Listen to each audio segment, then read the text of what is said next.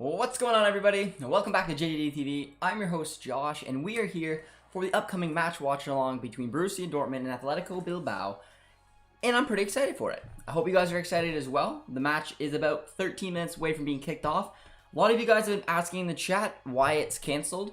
I don't know where that's coming from. The only thing I've read in terms of that it might have been canceled, well, not even canceled, is that there might have been an issue at the airport. They were trying to keep the team away from some of the fans and said that there's no autographs, but I didn't read anything about the game being canceled, and I know it's not. Dortmund just put an update about a replacement. Gio will not be in the starting 11, and yeah, so it's gonna start. It's gonna be good to go. Hope you guys are doing well today.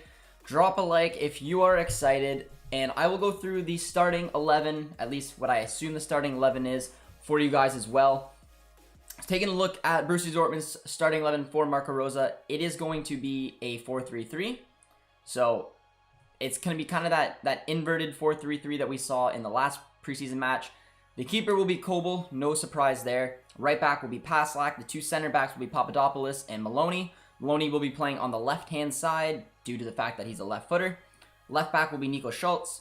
The CDM, the number 6, will be Dahoud. Now, Gio and Brandt originally were going to start in the middle as the kind of that dual 8s right above Dahoud. But unfortunately, something must have happened to Gio. I'm not sure why he's not in the starting 11 anymore. So it's Gerpuz that's going to play alongside Brandt. And it could even switch to a 4-2-3-1. Gerpuz and Dahoud could play as your number 6s. And then Brandt could be your cam. And then on left wing will be Royce. Right wing will be Knauf. And striker will be Erling Haaland, in what is a pretty tasty little starting 11 for the boys right now. So let me know what your thoughts are on that starting 11. If Gio was in, I bet you it would have been a 4-3-3. But now that Gio's not in, it could be a 4-2-3-1 with Brandt playing a little higher up the pitch, because Gerpuz will probably play a little more defensively. So that'll be interesting. Two formations that Marco Rose does enjoy liking. But we got a prediction of 3-0 for BVB. I want to see a good performance from Royce today. I'd like to see that as well. I want to see what Brandt can do. That's where some of my eyes will be on with Brandt. We need to be in top form to compete this season. Yes, we do. Tom is here. Tom, how you doing, my man? Excited to see that we have a pretty stacked squad for this match. Only the defensive in our squad, it really isn't the norm. Yep, but we have two very excited youngsters who had an excellent game in their last time out. So I'm really excited to see what Maloney and Papadopoulos can do back-to-back. Considering how impressive they were in their last match, this is an opportunity for one of them to take that last spot, that last number 4 center back position for us right now, because I think it'll be available. And everyone is pretty hyped about Papadopoulos, so I think a lot of eyes will be on him today. Will Haaland start? Yes, he will. Yes, he will. He's our starting number 9. Norwegian Polar Bear. Been a while since I've seen you, my man. Hope you're doing well. Says, let's go. I hope that this can be a good season. It's always nice to bring offensive build-up, and we just need to not have stupid mistakes, give away penalties. That is fair. That is true. I hope we can see Malin next friendly. I think so. My gut tells me that Malin will be a BVB player by the end of the weekend, and that he will join up the squad and play that Bologna match, which my time is 6 a.m. So, you know, not looking forward to getting up that early, but it should be fun. Best of the word is saying that Dortmund will beat Bilbao, and I agree with you, my man. Let's go. I'm kidding. I know you said that Atletico would win, but Athletic would win, but I'm gonna ignore that and turn your words around. Let's go. I hope that Papa and Maloney will play well again. I do too, man. I do too, and I'm really excited to see them. Like I said, the center back position is one that I think us Dortmund fans just want to grab a hold of something and run with it. And I think that Papadopoulos coming out playing like the way he did was absolutely incredible. Young Leonard Maloney was a player that I've been a fan of for a while now.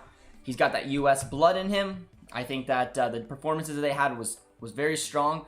However, they need to do it consistently. Now this is against a much different team. Athletic Club is a solid team.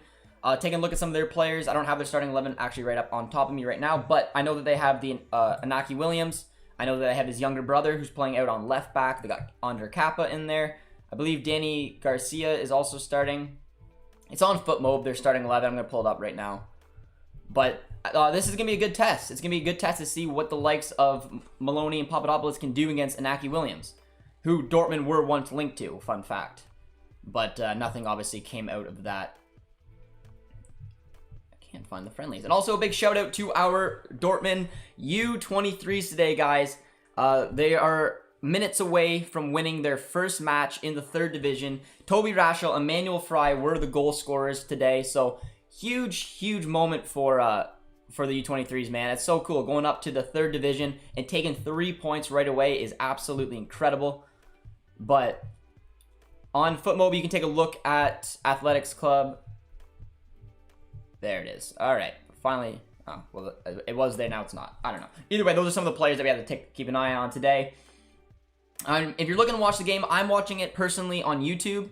I believe it's also available on Facebook. So go to Dortmund's Facebook. Go to their YouTube. If it's available for you, it's because you're in the proper country. Sometimes it might be geo-blocked, but just check that out. Will Papadopoulos be in the first team this season? I think it's a possibility.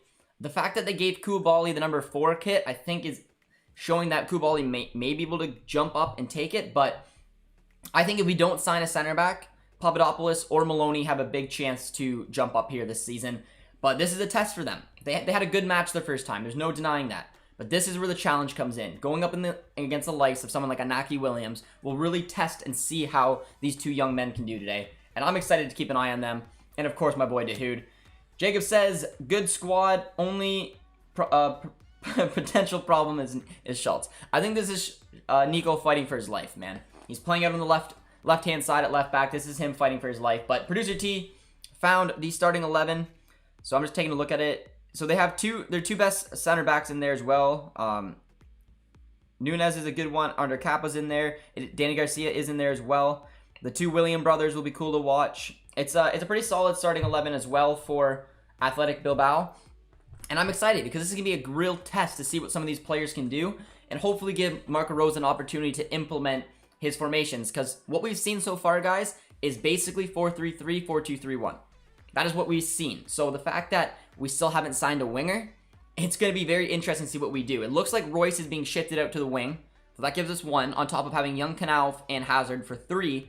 We know Gio can play there, but Marco Rose is not playing him out there. Marco Rose is keeping him tucked inside, playing through the middle where he is at his best.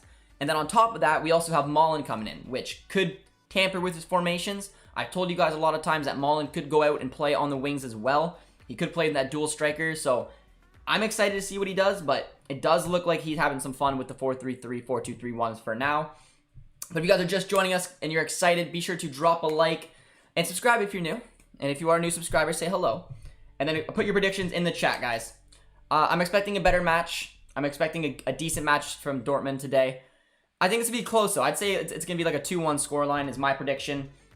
We got a 3-1 scoreline prediction for BVB.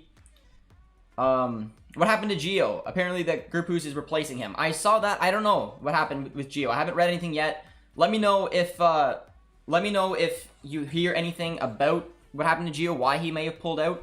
Hopefully, it's nothing serious. Could Maloney be a replacement for Munie as right back? No, he can't.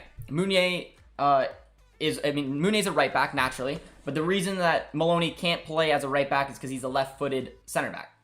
Maloney could play as a outside left center back, as a left center back and a back 4. Arguably, you could maybe try shifting him out to left back, but I wouldn't. So, no, Maloney will never play right back for Dortmund. Atletico Bilbao have another friendly going on, which is currently at halftime, so they have a depleted squad for this game. Huh. I didn't know I saw that. Who are they playing? The other Athletic side. I haven't seen any other matches on friendlies going on right now, but that is interesting. I thought I could watch on ESPN Plus. Turns out I can't. Where did you say you were watching? It should be on YouTube. So friendly matches usually wouldn't be available on like ESPN or anything like that. The clubs own the rights to it. So Dortmund own the rights to this friendly match. They usually showcase it out on their YouTube or their Facebook. So I'm watching it currently on YouTube. So should be fun. Should be fun for this match. Subbed 3 streams ago. Sub 3 streams ago. Shout out to you, my man. I appreciate the support on the channel, and I'm excited to watch the boys kick on today. Should be a good match. I'm excited. We got a couple other predictions rolling in. 3-2 scoreline. I like that. I like a high scoring game, but I do also want to see something out of the boys, the young boys today at the back. I want to see a little awareness at the back, a little defensive ability to show Marco Rose that he can do it on this on this team, and it's Papadopoulos and Maloney, man. Those are the two that we're going to be keeping a big eye on. Bilbao are good in defense. We need to be careful. We do. And again, I like that Bilbao is going with a strong squad, because one, it's going to show us what we can do going forward, taking a look at their back four. It's a strong back four. And Atletico Bilbao is usually a team that can defend very well. So having this young Dortmund squad going at them, I think will be a good little take. And on top of that, we get to see what Maloney and Papadopoulos can do against this Bilbao attack. So I'm really excited. I think we're going to learn a lot from this match. And there was a lot of hype, like I said, around Maloney and Papadopoulos, especially Papadopoulos. A lot of us Dortmund fans really enjoyed the match with him. We did just gain a new subscriber, though, so big shout out to you, my man. Appreciate the sub, and you got the little Josh emoji on the top, but I appreciate it, my guy. Papadopoulos, the new Subasic. I'm hoping, man. I'm excited for it. Thomas asked, where can I watch it in English? I'm not sure if it's in English. I'm not listening to it, but check the Dortmund YouTube channel, my man. Is this formation a 4-2-3-1? It is. I'll go through the formation one more time for you and the personnel, guys. My assumption is that it's going to be played in a 4-2-3-1. It originally was going to be played in a 4-3-3 with Brandt and Gio playing as your 8s with Dahoud in behind. But Gio is no longer in the squad, and Gerpouz was replacement. Gerpouz is a more defensive player. So it's going to go like this. I'm assuming it's going to be a 4-2-3-1. Kobel and net. Right back will be Paslak. The two center backs on the right will be Papadopoulos. On the left will be Maloney. Left back will be Nico Schultz. The two CDMs will be Dahoud and Gerpouz. Your cam will be Brandt. Your left wing will be Royce. Your right wing will be Knauf. Your striker will be Holland. So there you go, my man. Those are the starting 11. The boys are getting ready with their nice away kits. Let's take a look at this, man. Let's take a look at this. 3-2 for Royce. Holland brace. I like it. Is Papadopoulos Greek? I think he's German, isn't he? I'm assuming he's got Greek heritage because his last name's Papadopoulos, but I think technically he's a German. But you guys can let me know. Wait, isn't Maloney German? By the way, I see this ending 4-3 to Dortmund. I'd be okay with that. No. Well, Maloney does have German in him, but he's eligible to represent the U.S. men's national team. And he recently just did I don't know if it was an interview or an article or something along those lines that said he does want to play for the U.S. men's national team. So, pretty cool there for the U.S. men's national team that 2 U.S. players are on Dortmund. Very jealous being a Canadian, which there was one on there. But we're about to kick off, guys. So if you are just joining us and haven't dropped a like yet, please do so. It's always appreciated. And of course, subscribe if you're new. And let's get into this. And your last chance to put in a prediction, guys. I think the most common one was about 3-2 today. So a lot of you guys think it's gonna be a high-scoring game, which I would like to see goals because it makes it, interesting to watch. But I really want to see a defensive unit today. That's something I'm worried about with this team. And I want to see Papadopoulos and Maloney impress. I think that they both are having some confidence right now, and we'll see how they can get on. But kickoff has just started. We are underway. And let's see what these guys can do as Dahoud's on the ball already with a nice little touch and pass. I can't see the Dortmund stream. So if you can't see the Dortmund stream on YouTube, do check on Facebook too. But it probably means that you're geo-blocked, which is a shame. That sucks. I know in Canada where I'm watching, I'm able to watch it on YouTube, so that's how I'm watching it. Reyna playing, I guess. Reyna is not playing. He got pulled out. I don't know why. I don't know if it's an injury or what's behind him, but it's a shame. And let me know where you guys are watching from today. I'm watching from Canada. I have a coffee. It is nice and early. It's 10 o'clock in the morning, my time. So let me know where you guys are watching from. Show some support for you guys' country, wherever it may be. And us Dortmund fans can enjoy this match today. And it should be a good one. And hopefully we'll be able to learn some stuff today. I'm especially want to keep an eye on it's a dangerous little pass there. I want to keep an eye on Kobel. I want to keep an eye on the 2 center backs.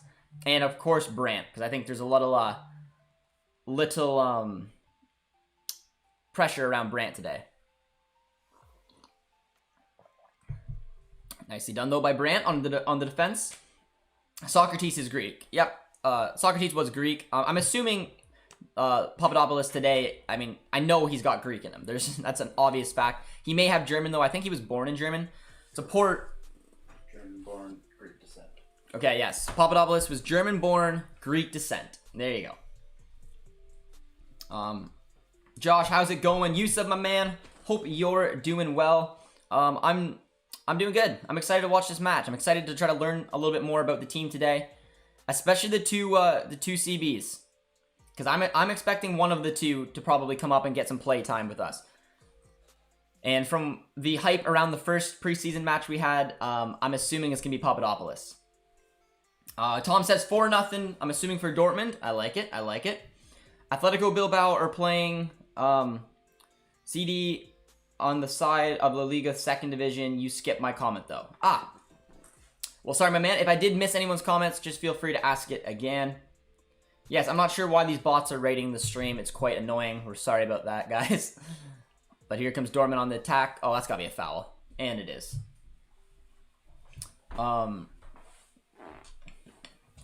JD is here, says smash the like button. Yes, guys. Always appreciated. Did Reyna get injured? U.S. men's national team fan here. I haven't heard anything yet. I just know that he was supposed to be in the starting 11, and he's not. So, I don't know if anyone has heard anything about Gio, why he's not in here. Maybe it's just rest. Maybe he picked up a knock in training. I'm not 100% sure. But if anyone knows, feel free to let us know. Jorge's watching in the U.S. Watching from England. Very cool. It's 3 p.m. Yes, we did put a link to the game. If you guys are able to watch it, it means you're in the correct country. In the pinned comments. Papadopoulos, my Greek brother. There you go, my man. I'm assuming he's gonna have the eligibility to represent both Germany and Greece. But I know he was born in Germany, so obviously he's got that eligibility, and he's also from Greek descent. So both of our two center backs today are dual nationals. Both can represent Germany, and Maloney and Papadopoulos. And Maloney can also represent the U.S., while Papadopoulos can represent Greece. Rosa looks so cool right now with the sweating, eh? No, I'm liking it. I'm liking it, man. I like his approach to the game. He's definitely looking to play with wingers. Tom says, what the F? I guess I'm geo-blocked. I wasn't able to watch it on the YouTube. Yep, that was an issue last year we had. I mean, Canada, the US, I guess we're very lucky. But I know that some people are geo-blocked. And a lot of it, I'm assuming Tom, oh, that's a nice ball there. And defended very well. Out for another corner as Atletico Bilbao are putting a little bit of pressure on the back line. But yes, the live stream is pinned. So if you guys are looking for it on YouTube, it's pinned right now. If you can watch it, you're in the correct country. If you can't, you're not. 11:30 p.m. here in Australia. Very cool, my man. Very, very cool. Very different time zone over there. But a corner kick is coming in from Atletico Bilbao. Fell kindly to Inaki Williams, but cleared out for, I believe, a goal kick. I'm in vacation in Iceland, so watching it from Iceland. Very cool, man. Very cool. How is Iceland? It seems like it's a beautiful country. A lot of people like going there to visit. But Tom, hopefully you can, I guess, tune in on the stream here. Have some fun talking about it. But yeah, I might use a VPN. Well, you can watch it on Facebook if YouTube. That's what I did. Yep, and be sure to check out Facebook as well. Chillwall Season says, do you think that Haaland will leave? Not this summer, my man. Assuming you're a Chelsea supporter, I can almost promise you Haaland will not leave Dortmund this summer. But I'm pretty confident he will leave next summer. So, no. If you're a Chelsea fan and you're looking for Haaland this season, it's not going to happen. I don't see a way that Dortmund sell him this season. I see them keeping him for at least one more year. And then it'll depend on the player himself and what will happen through there. But I see him staying, man. But Atletico Bilbao has actually been all over Dortmund so far in the opening 6 minutes here. They've attacked well. They do look the better team, but still very early in the match. 7:40 p.m. here in India. India, Australia, just drastically different time periods than where I am in Canada, guys. But appreciate you guys tuning in today. Dortmund is having quite a bit of defending to do, but I guess it's interesting to see how Papadopoulos and Maloney will be able to handle the pressure. Kickoff is the next Messi, mark my words. Well, if there's one player who I think could be up for a breakout season, especially playing on the wings in a winger formation that we lack wings. Nice header in over the net. It's going to be Kickoff, man. It's going to be Kickoff. 10 a.m. in the Caribbean. Same time as me, my guys. Same time as me. British Empire says, Dan Papadopoulos is so good. Who cares for St. Juice? It's interesting because if you look at our center back positions right now, we have Hummels, we have Akanji. Those are our two main guys. Those are going to be our two starters. Depending on what happens with Schultz, we could flip him and bring in Halstenberg. Halstenberg gives you coverage at left back, left outside center back, and just regular center back. So that is an experienced head in that team. Then there's also Zagadou. He's an injury bug. He's got some question marks about him, but if he stays fit, he's an option. And then on top of that, we have young Koulibaly, who was given the number 4. Now Maloney and Papadopoulos. So I mean, I agree. Oh, that's a nice ball there from Bilbao, but Papadopoulos once again is there.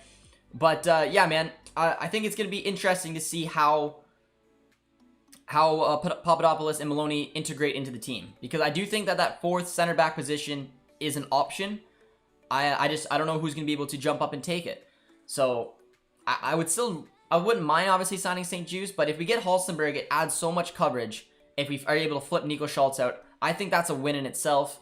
But yeah, I mean, I'm liking Papadopoulos so far, and this is, like I said, man, this is going to be a good test for him. Bilbao has been dominating the opening 8 or so minutes. It's been a lot of defending, and usually right now it's been between the two center backs. It's been Maloney and Papadopoulos who have been the most busy so far. Canal breakout season incoming. I'll hold you to it, my guy. Josh, do you think BVB will reject 100 million plus add-ons for Holland? I do. Like, guys, I've said it, and I've said it a lot. I don't see a way we sell Holland this summer. I don't see Dortmund doing it from the club image, from just a competitive standpoint. They already sold Jadon Sancho. They sold one of their best players. They can't sell the other one. I do have a feeling that Holland will leave next season, just to be completely honest. But guys, I can try to almost reassure you that he will be here for this season. Do you think that Flick will play Brandt and Royce in the national team? I don't know. I think Royce, if Royce wants to play in the national team, I think Flick will give him a shout. I don't know about our boy Brandt. It depends on his performances.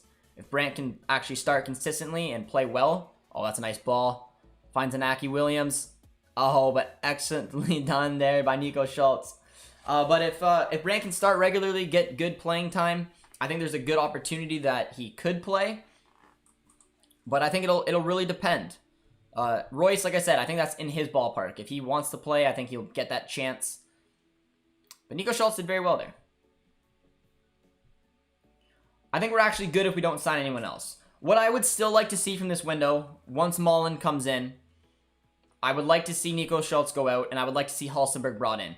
To get rid of Nico's wages, he's on way too much for no playing time. I think it's going to be best for him as well to find a new club where he can actually start, get some looks. Bring in Halstenberg, who's cheap and versatile. You got your left back, backup coverage for Guerrero. You can play as your center back if something doesn't work out, bring in that veteran experience. It just makes sense to me. So that's one transfer in and out, as well as shifting out Marius Wolf and Berkey. On top of that, I still would maybe like to see a winger. I still don't think we have the wingers we need to play Marco Rosa's system. But I do think that the center back positions with Koulibaly coming in, with the hopeful emergence of Leonard Maloney and Papadopoulos, could give us some other options. But we're actually seeing a bit of an attack here, which is about time, 10 minutes in for Dortmund. Oh, that's a nice tackle there. I am just getting an update, though, that it was a thigh injury for Gio. Some thigh problems before the game.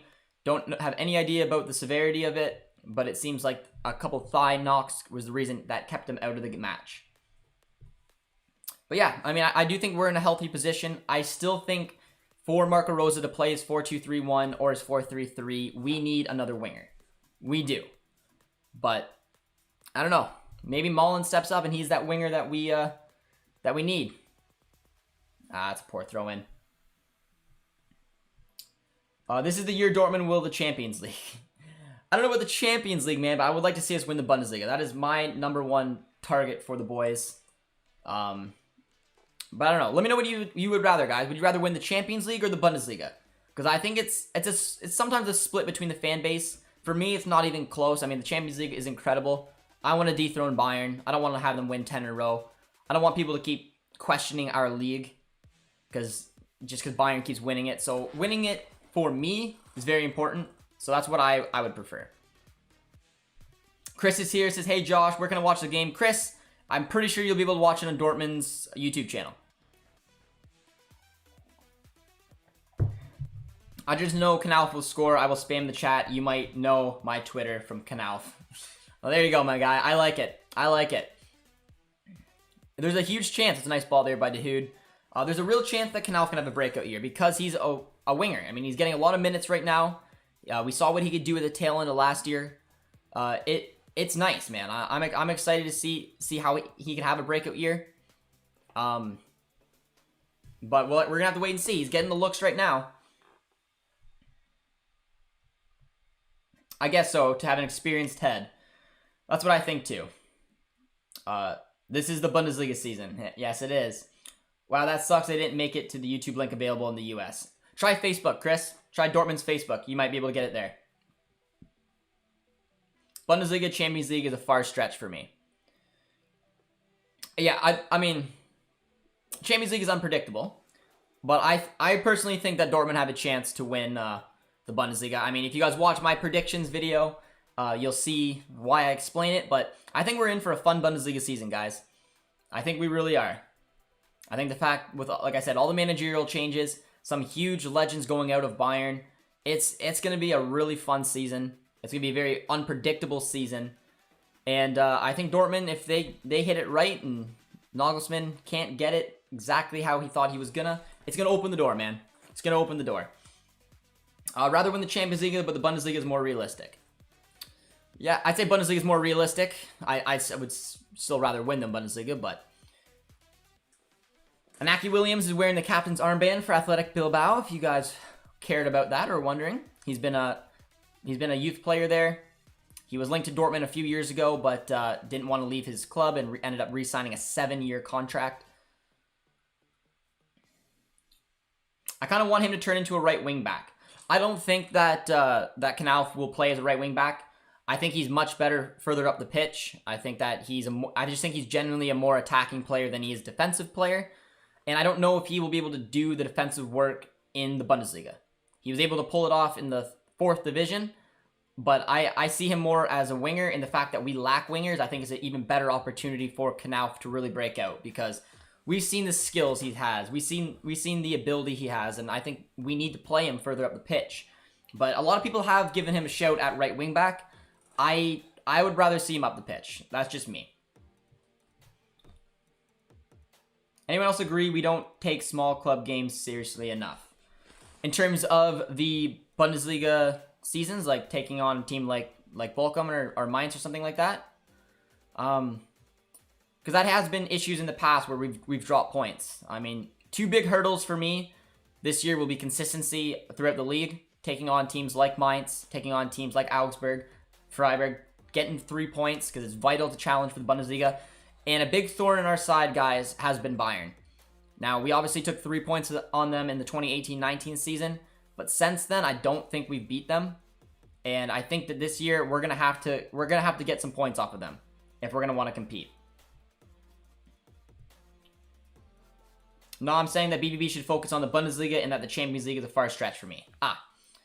Yeah, I mean the Bundesliga, like I think it's gonna be the #1 target for this club. It has to be. They want a Bundesliga title again. However, speaking of the Champions League, we've seen the last seasons, it's unpredictable. That Chelsea team was not the best team in the Champions League last year. They won it. They played it. They did what they had to do to win. Came down to a one-off against a City team that's better than them, and they were able to get the job done. So the Champions League is unpredictable, but I do think Bundesliga should be the priority, and it's a more realistic approach. He was linked in 2018, along with Stefan. Yes, he was. Yes, he was. He would have been an interesting signing. He would have been an expensive signing, but he didn't want to leave his hometown club and signed a 7-year deal, and I don't think he probably ever will. Knauf is tiny, right wing back, he would get bodied. It would be an issue with me. I just, watching his game style, I don't see him playing as a as a wingback. I think he's much better further up the pitch. I think he's got that creativity. I think he's got that speed. It's just, yeah. Just if you're asking me, I think he's gonna be an attacking player. I don't think he's gonna get any looks at wingback. The BVB game is on ESPN app. Even if you are in the US, you can watch it there. Mark coming in clutch. Chris, I don't know if you heard that, but anyone who is interested in the match from the US, apparently it's on the ESPN Plus app. At the end of the season, our best by far, the Pokal boosts our spirits, and I think that we will win the Super Cup and get some confidence in the league. I'm excited for the Super Cup, guys. We got some fun surprises coming up for that match. So I'm pretty excited for that, and hopefully we can get some silverware and beat Bayern. Which, why not start Nagelsmann's campaign off with a poor start?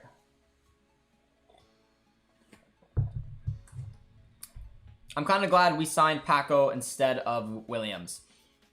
Yeah, I mean, the thing about Inaki Williams, the reason I didn't really want to sign him is that, I mean, he's just a pure athlete. He's very fast, very skilled. He's not a great goal scorer. If you guys check out his, or at least a consistent goal scorer, I think he's had one season where he's had like a decent return where he scored like 14, 15 goals. Other than that, he's gone seasons with like 5, 6 goals. And that's not really what I wanted. Paco could put the ball in the back of the net. We knew that. There's a nice ball and collected there by Kobel. Hey Josh, did you see that United posted a tweet after signing Sancho mocking Dortmund? I did not see that. Would not surprise me though. I don't know if you checked out any tweets from United fans, but I mean they're just atrocious sometimes. But I don't know. I got the last laugh in terms of watching them lose the Europa League final to Villarreal. But yeah, I mean it doesn't surprise me. They're not a very classy club, so what can you do? How is the Super Cup teams decided? So to represent in the Super Cup, and usually this goes for any league, it's the league winner versus the cup winner. So every Super Cup will have your league winner. So for the Bundesliga, it was Bayern against the cup winner, which was Dortmund. In the Premier League, since there's 2 cups, it's the more prestige cup. It's the FA Cup. So it's the winners of the FA Cup, which was Manchester. No, it wasn't. It was Leicester. And then it's the winner of the league, which was City. So it's City versus Leicester in the Community Shield, which is the Super Cup. And then there's even a Super Cup for European. So the European Super Cup, oh, that's a foul on Canal, did very well. The European Super Cup is the winner of the Champions League versus the winner of the Europa League. So you'll see Chelsea take on Villarreal for that. So Super Cups are usually the cup winner, league winner, and if the cup winner and league winner are the same, it's usually the second place team in the league.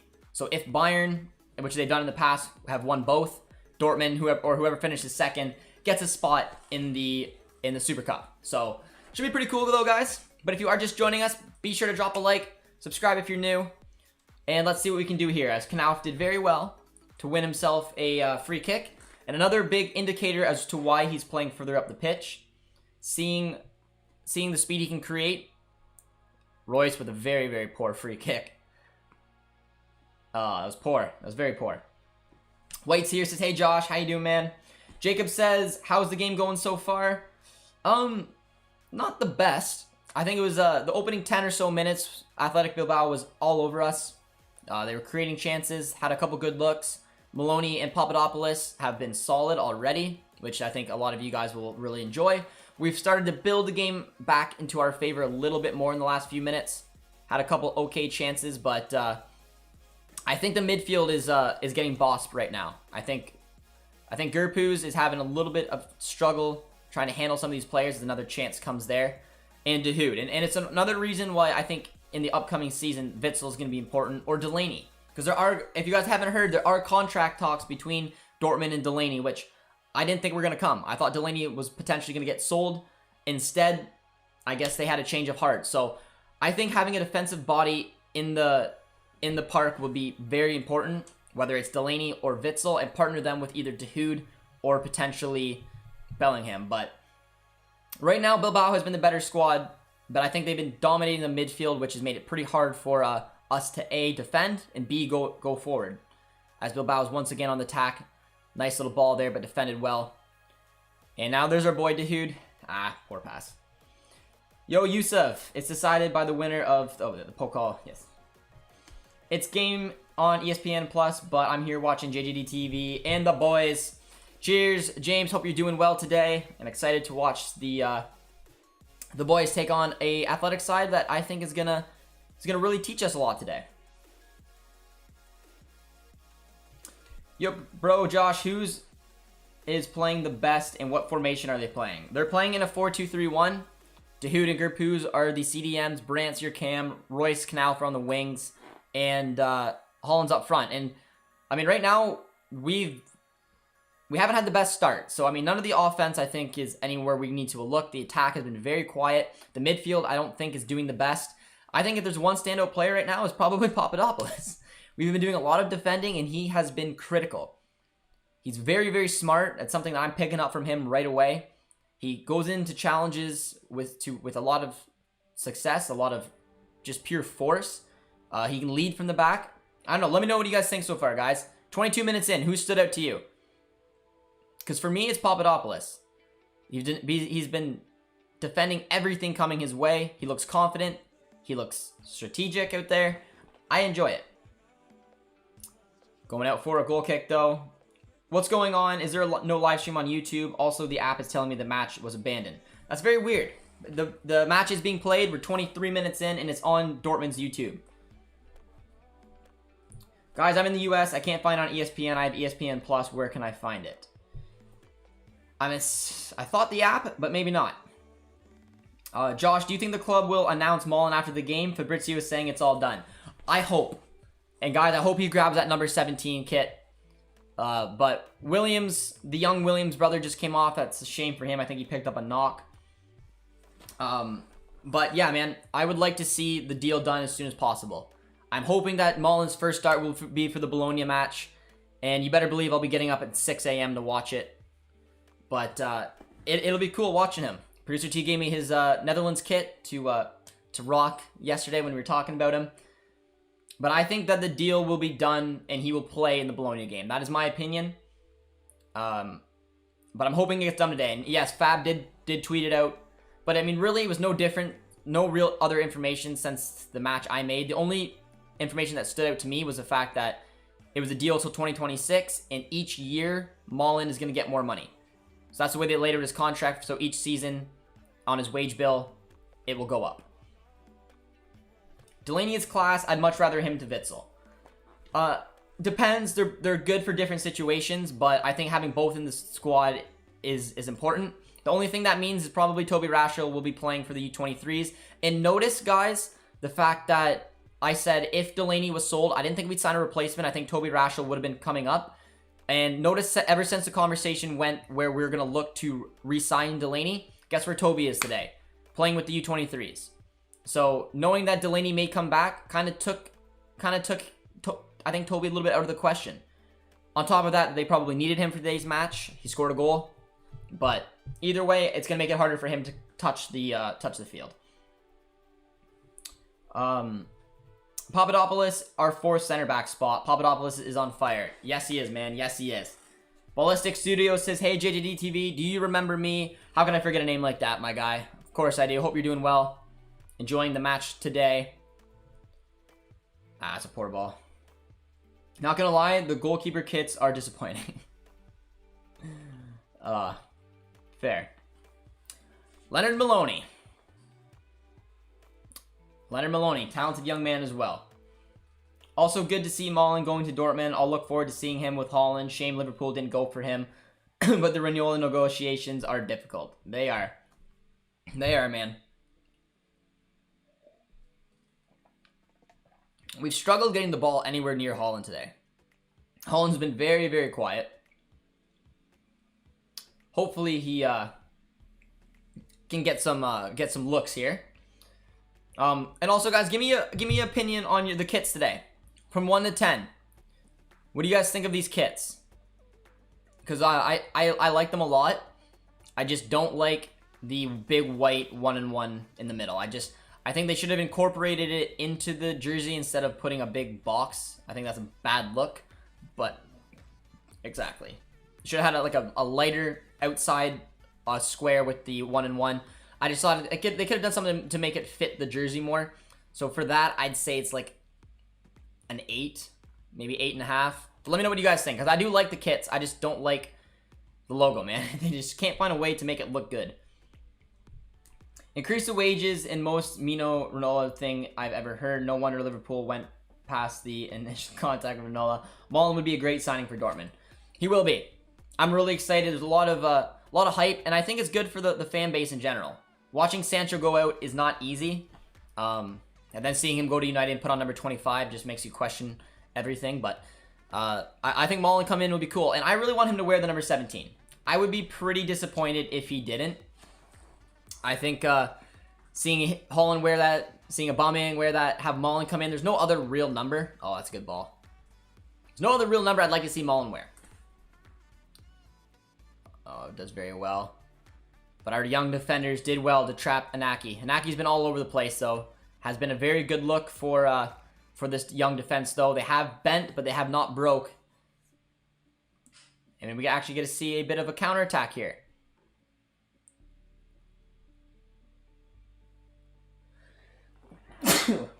Excuse me.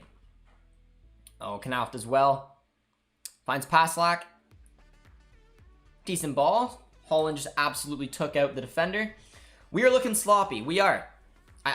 My assumption is it's coming from the middle of the park. From what I'm seeing today, guys, I mean, I think De Hood is, as you guys know, is an unbelievable center mid. Right now, he's struggling with Gerpus. They're struggling with chemistry. They're struggling with shutting down the play and transitioning into an attack.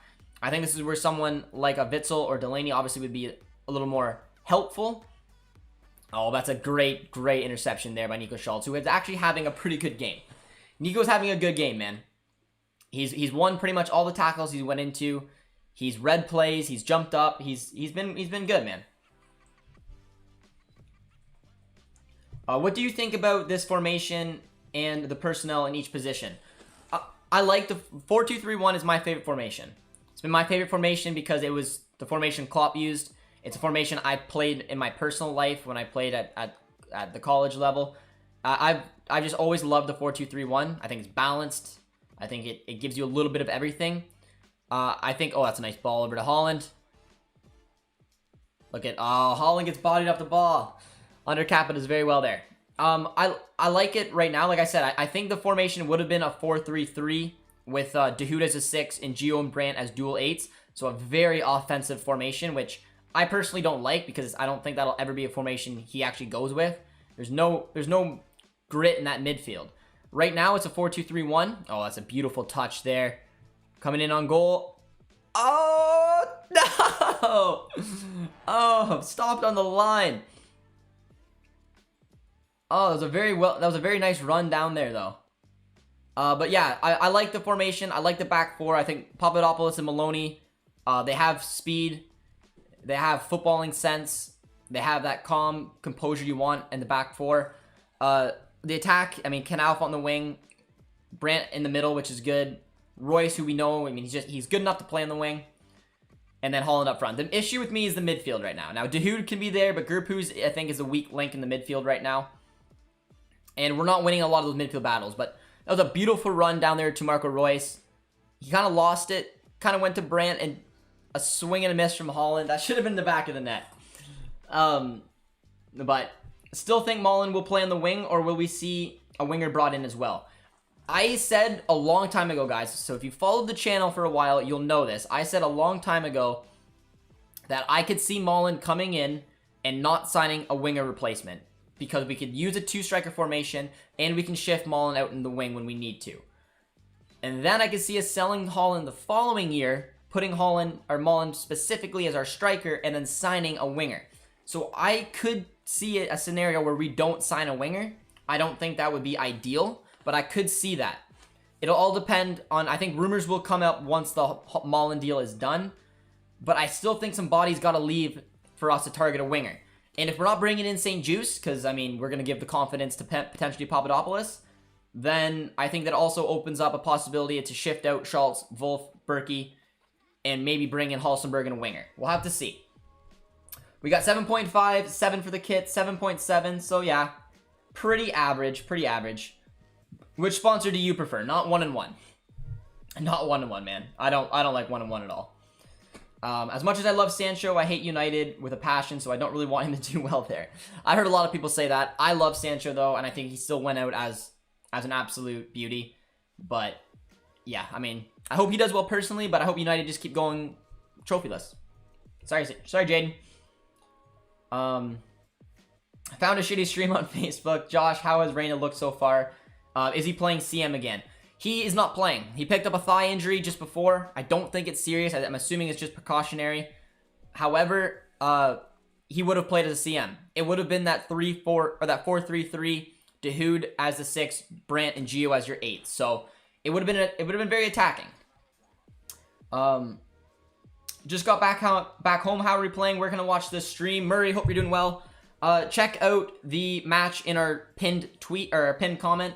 If you can watch it, it's available to you. If you can't, it's not available to you. So if you can watch the match there, you can check it out. Oh, that's a good ball there by Dahoud. Is going to go out of play. It is. Yep, Madueke could go to the big Premier League club. His performances against Galatasaray were brilliant. It was, man. Watching PSV is fun. Gutsa is playing as your cam. Madueke is playing out on the wing. Because of Mullen, they switched from a 4-4-2 to a 4-2-3-1. And Gutsa looks way better in the middle. But yeah, I mean, and Noni Madueke, guys, like I've said, I mean, he had a good goal-scoring record last year, considering he scored 7 goals in 7 starts. Played in about 25. This year, I expect him to start pretty much every match, but I still don't see him coming to Dortmund. Bailey this year. I don't see Bailey coming either, guys. There was actually an interview of Leon Bailey, which I don't think is gonna rub the Leverkusen fans the right way. But if you go to ESPN Plus on any podcast, go to the Football Americas podcast, you'll hear an interview with Leon Bailey, and he basically says, "I'm ready for the next step in my career." That he's basically done all he could at Leverkusen. He wants to move on. He wants to play in a better league. So all that indication kind of says to me that he wants to play in the Prem. I think he would like to join Dortmund, but I don't think Dortmund can afford him if Leverkusen rejects a 30 million bid. We've been priced out already. So I could see a club like Aston Villa or someone in the Prem coming for him and Bailey pushing a way out. I don't see Bailey starting the league with Leverkusen, especially if you're a Leverkusen supporter or a board member listening to Bailey have those type of comments saying that he is ready to move on. And I don't know. It wasn't a good look on him. But yeah, Villa had a $30 million bid rejected. We're not gonna spend more than that, man. And also, why would Leverkusen sell to us when they can sell them to the Prem?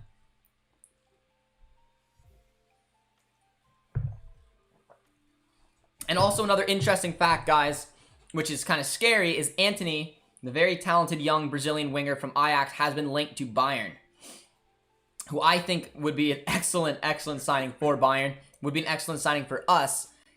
Oh, look at it. What a scissor kick that was. So I'm curious to see what happens with him, where he's going to go. But because it does, to me, it does look like... it does look like he's going to be potentially moving to a different league. Josh, do halftime ratings. I can do halftime ratings. The pitch becomes less vibrant when the sun comes out. How do you think Munich are going to do today? Who's Bayern playing? Let me know, and then I can tell you. Depends on their formations and obviously their personnel. But I can take a look maybe at halftime if the match has started.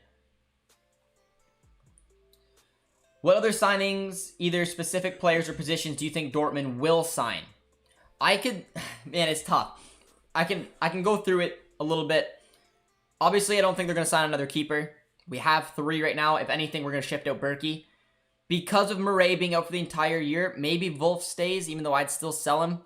I think that Munie, Chan should be our right backs. Paslak as an option. The center backs is a question mark right now. Because of the 3 main hitters in Akanji, Hummels, Zagadou, even though there's question marks about Zagadou. We have young Koulibaly. We have now Papadopoulos and Leonard Maloney. We do have options. It's just whether that is deep enough. I think the one player that should come in and could allow us to play with some youngsters is Halstenberg. That was a sloppy touch there from Inaki Williams.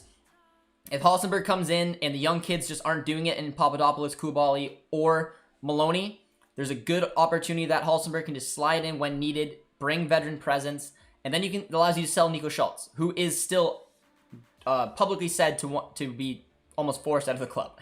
Dortmund don't want him. They made it known. So they'll get rid of his wages. They'll sell him, make some profit. Well, not make some profit, but get him off the books.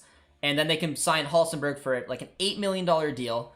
Great wages. A player who wants to be here. He can play, like I said, that backup coverage for Guerrero. Can jump in the midfield.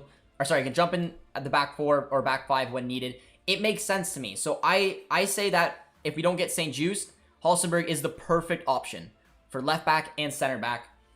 For the midfield, I don't think we're going to do anything, especially after keeping Delaney. And in the attack, we brought in Malin, lost Sancho. So realistically, I would be okay with signing 2 more players. I would shift out Berkey, Wolf, and Schultz, and then I would hopefully sign Halstenberg for that coverage, and of course, then a winger. And I don't know what type of winger it would be, but I think this team still needs to bring in a winger to give Marco Rosa the utilities he needs going forward. But Brandt's got a corner kick coming up. Nicely taken. Oh, dude. Götze got a brace. He did. Oh, why would Bailey go to a mid-table club rather than coming to Dortmund where he could be in the UEFA Champions League? I do personally think that he's interested in going to Dortmund. I don't know if he'd prefer Dortmund over the Premier League. I can't speak to that. But I can speak to the fact that if you're Leverkusen and you rejected a $30 million bid, that tells me already we're priced out of Bailey. And the Prem clubs, no matter if you're a mid-table club or not, usually can outspend Dortmund, especially with these circumstances. So, yeah, I don't see Bailey now coming to the Bundesliga, even though I do think he would be open to coming to Dortmund. I think he will probably go to some type of team in the Prem, which is a shame. But then, yeah, I think we need to look at one of Ajax's wingers. They just brought in Feyenoord's captain. They have depth there. Oh, that's nice play. There's a nice move there by Brandt. But he's sloppy once again, Brandt. Finds our boy Dahoud. To Nico Schultz, who, like I said, is having an okay game. Over to Dahoud. Is Canada playing in Olympic hockey? No. The Winter Olympics aren't on right now, but when the Winter Olympics are on, oh, nice header there from Schultz, but just went over the net. But yeah, I mean, I don't really know what you're asking. Is Canada playing in Olympic hockey? When the Olympics and the Winter Olympics are on, they do play Olympic hockey. But the Summer Olympics are on right now, so once the winter ones come, yes, you'll see Canada play hockey. If we ever sold Delaney, Wolf, Hazard, or Brandt, Schultz, Berkey, and didn't buy Madueke, do you think that buying Bailey is possible? No. I mean, if we sell all those players, yeah. But we won't sell all those players. We could have maybe sold Delaney or Brandt. I don't know. From what I'm reading, both will probably stay. So I don't know. I don't know what type of winger we are, but I do think we're now priced out of Bailey. But here's a nice little attack. Finds Dahoud. Dahoud looks lively.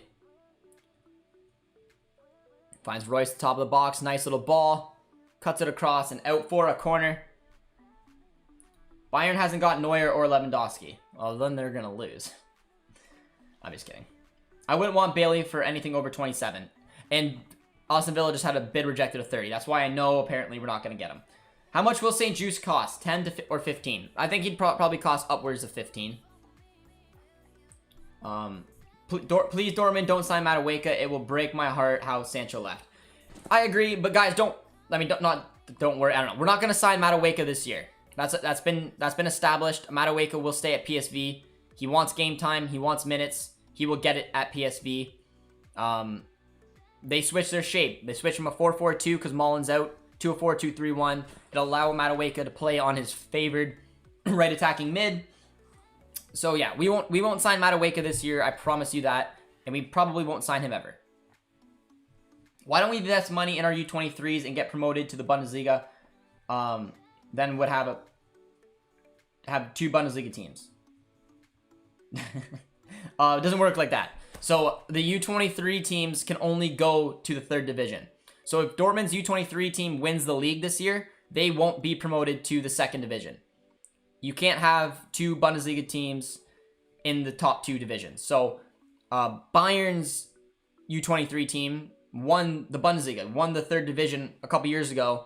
They did not get promoted because it's not allowed, and then they just actually got relegated the following year. So that's why. So the U23s playing in the third division is the highest they can play in, and it's a great league to stay in for development purposes. It keeps players like Emmanuel Fry and Toby Raschel playing at a competitive level, and lets you have access to them during the season while also getting them a lot of game time with the U23s. So best case scenario is we do well and we keep staying in the third division. Hockey or ice hockey? I mean, they're the same thing. Or field hockey? Oh. I don't know if Canada's got a field hockey team. I have no idea. I've never watched it or played it. Brant is just so bad. I can't watch another season. I'll try to stay positive though. Yeah, you guys know my opinions on Brant. I don't know. I don't know. I don't see enough from him. I'm hoping we don't do wholesale changes. Kid just ran on the pitch, got a signature from Holland.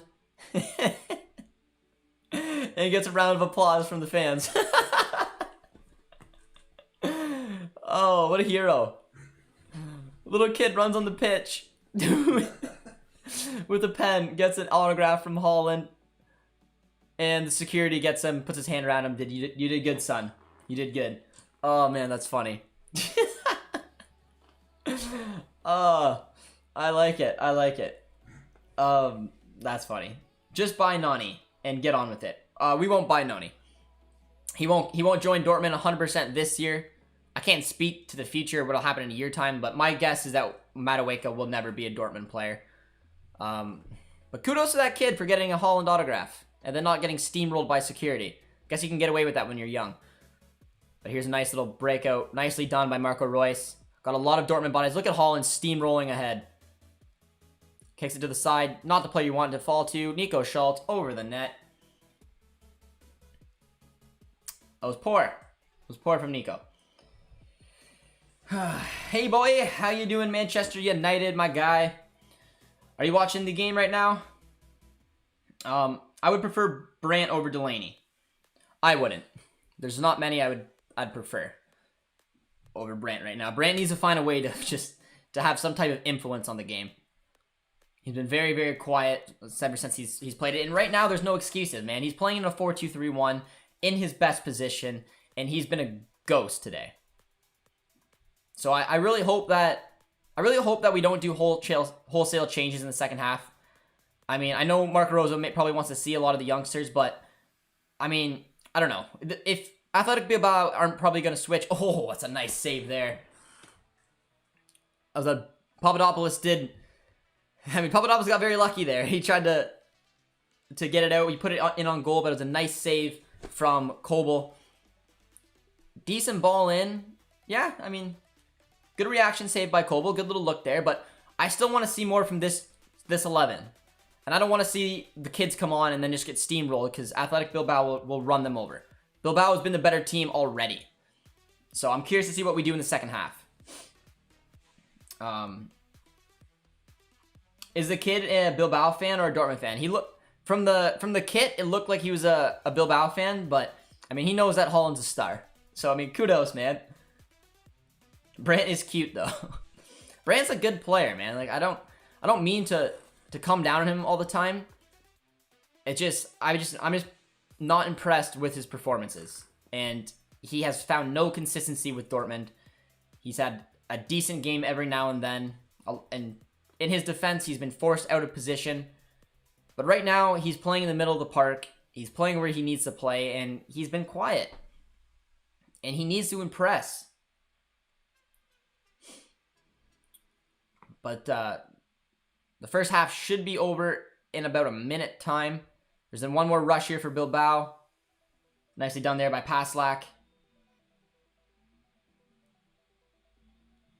Just finished lunch, so I come to the stream. Cheers, my man.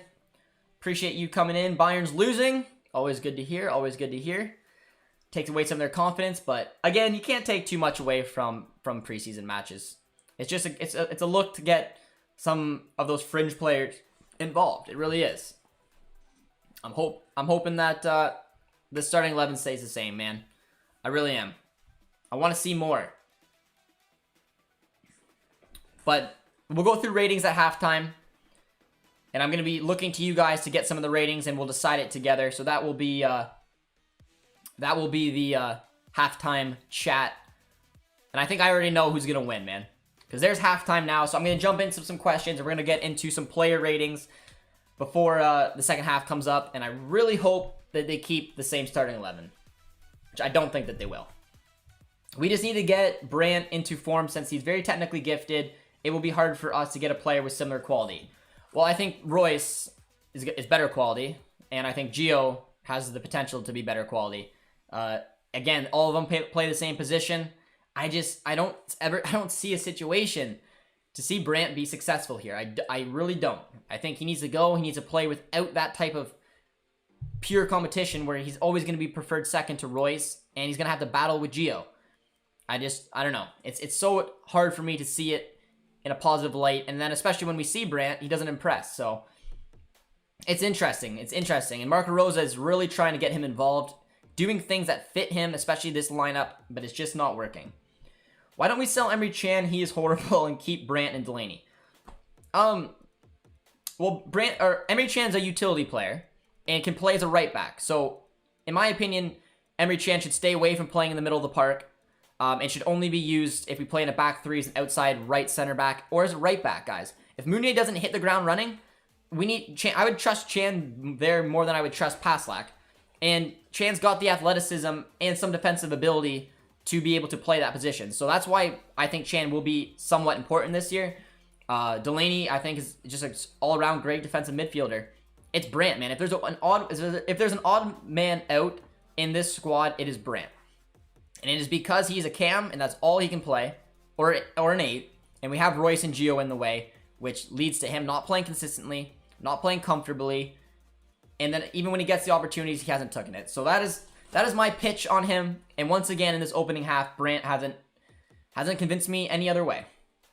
We need another creative midfielder if Mo can't keep up the 1v1. Well, we still have, I don't know if we definitely won't sign anyone further down the park. With Bellingham, with Dahoud, with Witsel, with Delaney, we're going to be okay there. I think Mo had a decent game. Josh, Pope, or Galassi? Galassi is a better keeper, in my opinion. Can't wait for my boy Thorgan Hazard to kill it this season. I'm hoping, man, and again, the formation I think Rosa will go with will suit Hazard, but he needs to stay healthy. I don't want to hear Emre Can slander. My boy is a good player. He's a good player. But like I said, I prefer him pushed out further on the pitch. I think that he lacks composure, and his decision-making can sometimes be questionable while playing in a back four or playing as a CDM. I think Chan has had his best games last season, honestly, as an outside right center back or as a right back. So that's why I do think he'll have a role to play this year, especially with a depleted right back for Dortmund. Royce and Knauf were invisible on the pitch. They were, man. All right, we got some player ratings going in. Let's go one by one. So let's go Kobel, guys. Just put from 1 to 10. Put Kobel. I'm gonna go with a 7 for Kobel. I think that last save there gave him a 7. He's been kind of quiet, but commanding when needed to. Did decent in terms of grabbing the ball. And then he made that nice save at the end. So for me, it's a fair 7 for Kobel. Let me know what you guys think. British Empire put a 6 for Kobel. Alex put a 7 for Kobel. Kobel 6.5 from White. I think, yeah. From the ratings we got, 6.5 to 7. All right, let's move on to Paslak. Paslak, relatively quiet. Angie came in as well with the 6.5 for Kobel. So, all right, we'll give Kobel a 6.5. That's his player rating. Yusuf says 7. But now let's go to Paslak. I'd say a 6 for Paslak. Not having been bad whatsoever. And you guys are definitely agreeing there. A lot of 6s in a row for Paslak. 7 for Paslak. 5 for Paslak. I said 6, so yeah. He's been decent. Nothing really too impressive. But I don't think he's been poor by any stretch. So you guys are very much in the same mindset there. So we'll give Paslak a 6. All right, now it's time for the fun ones. Let's go to Papadopoulos, guys. What do you guys give Papadopoulos? For me, 8. British Empire came in with the 4 for Paslak. What about Papadopoulos? I think he's been very good. For me personally, I think he's been the best player for Dortmund. I think that he's handled everything in the air so far. I think that he's been relatively convincing in the back. We've defended a lot more than we've attacked. You guys don't seem to agree quite as much with the generous 8 I gave. I see a 6.5, 6.5, 7, 7.5, 6.5. Papa looks good, to be fair. A few 7s. All right. I think the average then would be about a 7.5 for Papadopoulos. Yusuf gave him an 8 as well. I just think with the defending that we had, he got tested. And I thought that since we didn't concede, I thought it was fair to give him a decent rating. But I think 7.5 is probably fair. He did almost score an own goal, but he didn't. He didn't. All right, now let's go over to Maloney. The U.S. young men. I thought he had a pretty good half as well. I'd probably give Maloney a 7. 8 for Papa, most present on the field. I agree with that. What formation? We're playing a 4-2-3-1. Gerpuz and Dahoud are the 2 CDMs. Brandt is your cam. Knauf, Royce out on the wings, and then our striker is Holland. But for Maloney, I see a 7, a 6.5, a couple 6s. I said a 7. Maloney's been decent. A couple more 7s as well. 6.5. So yeah, I guess a 6, 5.5. Maloney, giving him a 4, a little harsh. My average, I guess, is about a 6 for Maloney, so I guess very standard. All right, let's go over to Schultz, guys. And I actually thought Schultz was decent. I'll give him a 6.5 just because I thought he made some good runs. He mostly impressed me with some of the tackles he made. But again, going forward, poor crossing, poor decision making. No reason he should ever shoot the ball. You guys are really overrating Papa. No hate though. I thought Papadopoulos was good, man. Especially because we did a lot more defending than attacking in that first half. Schultz, we got a 5, 5, 7, 7, 6.5. So yeah, I think probably a 6 then is fair. 6.5, 4.5, 6, 1. All right, we'll give him a 6. We'll give him a 6. All right, let's go into the midfield now. Let's go to Gerpuz, who I thought was he was kind of quiet, man. Erdeball can play for Dortmund. He can play as a right wing. He has pace and potential. He does. He's a very talented player from Sociedad. I don't know what we would be able to get him for. But yeah, man, he'd be a very good signing for Dortmund. I haven't heard anything about it really. But 6 for Gerpuz, 5.8, 3 for Gerpuz, 4 for Gerpuz. Yeah, and that's where the trouble comes in. I think the one weak point on the pitch today was Gerpuz. I thought he was very quiet in the midfield, was not involved. I'd probably give him a 5. I'm seeing some 3s, some 5s, some 4s. Yeah, Gerpuz did not have, I think, a very good half. So I think, yeah, probably a 5. Even maybe a 4 from what I'm seeing is probably fair for Gerpuz. But yeah, I think a 5 we'll give him. All right, what about Dahoud? I think Dahoud's had some good moments in that half. I think Dahoud has had a lot of the ball. I don't think he's been spectacular. I'd probably give him a 6, considering I think he could be better. But I thought he was decent, man.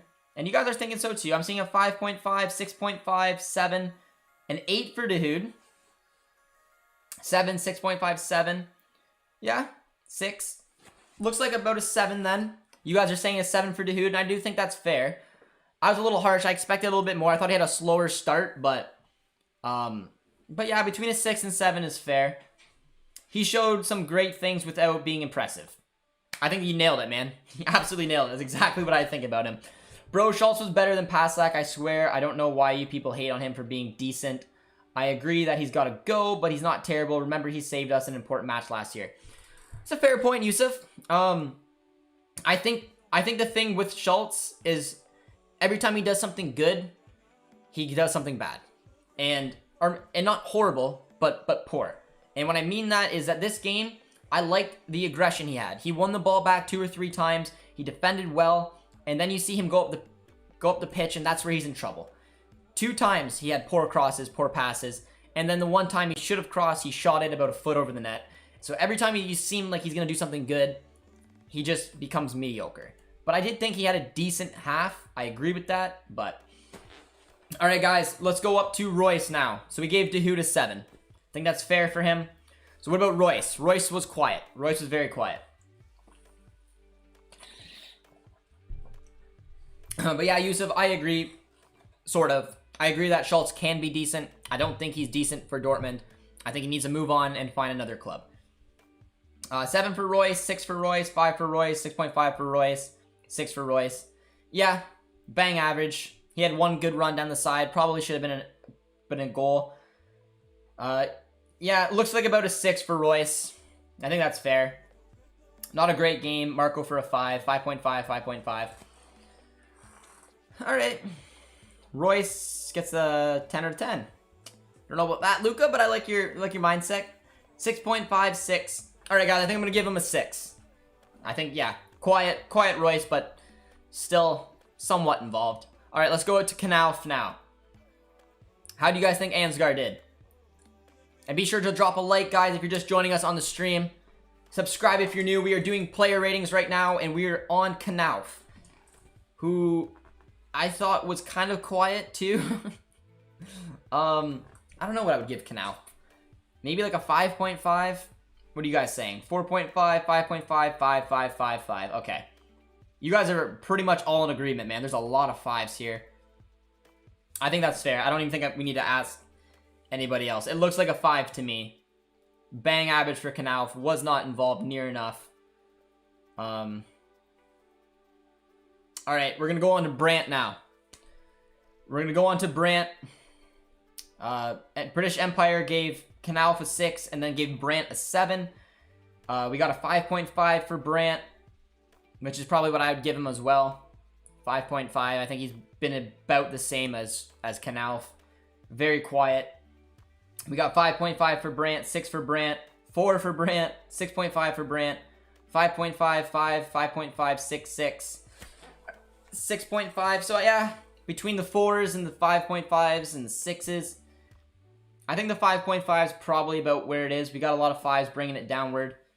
6.5, 4 for Brandt, 4.5 for Brandt. All right, we're going to give Brandt a 5.5. Another pretty bang average score. And our final player rating for the half is Haaland. And yeah, I mean, we know what Haaland can bring, guys. He was, to be fair, it's his first game back. You saw his pace, you saw his athleticism for at least trying to accomplish something out there. But he was quiet. Alex gave him a 7. Got a 3 for Haaland, 5.5. A few 5s as well. I'd probably give Haaland a 6.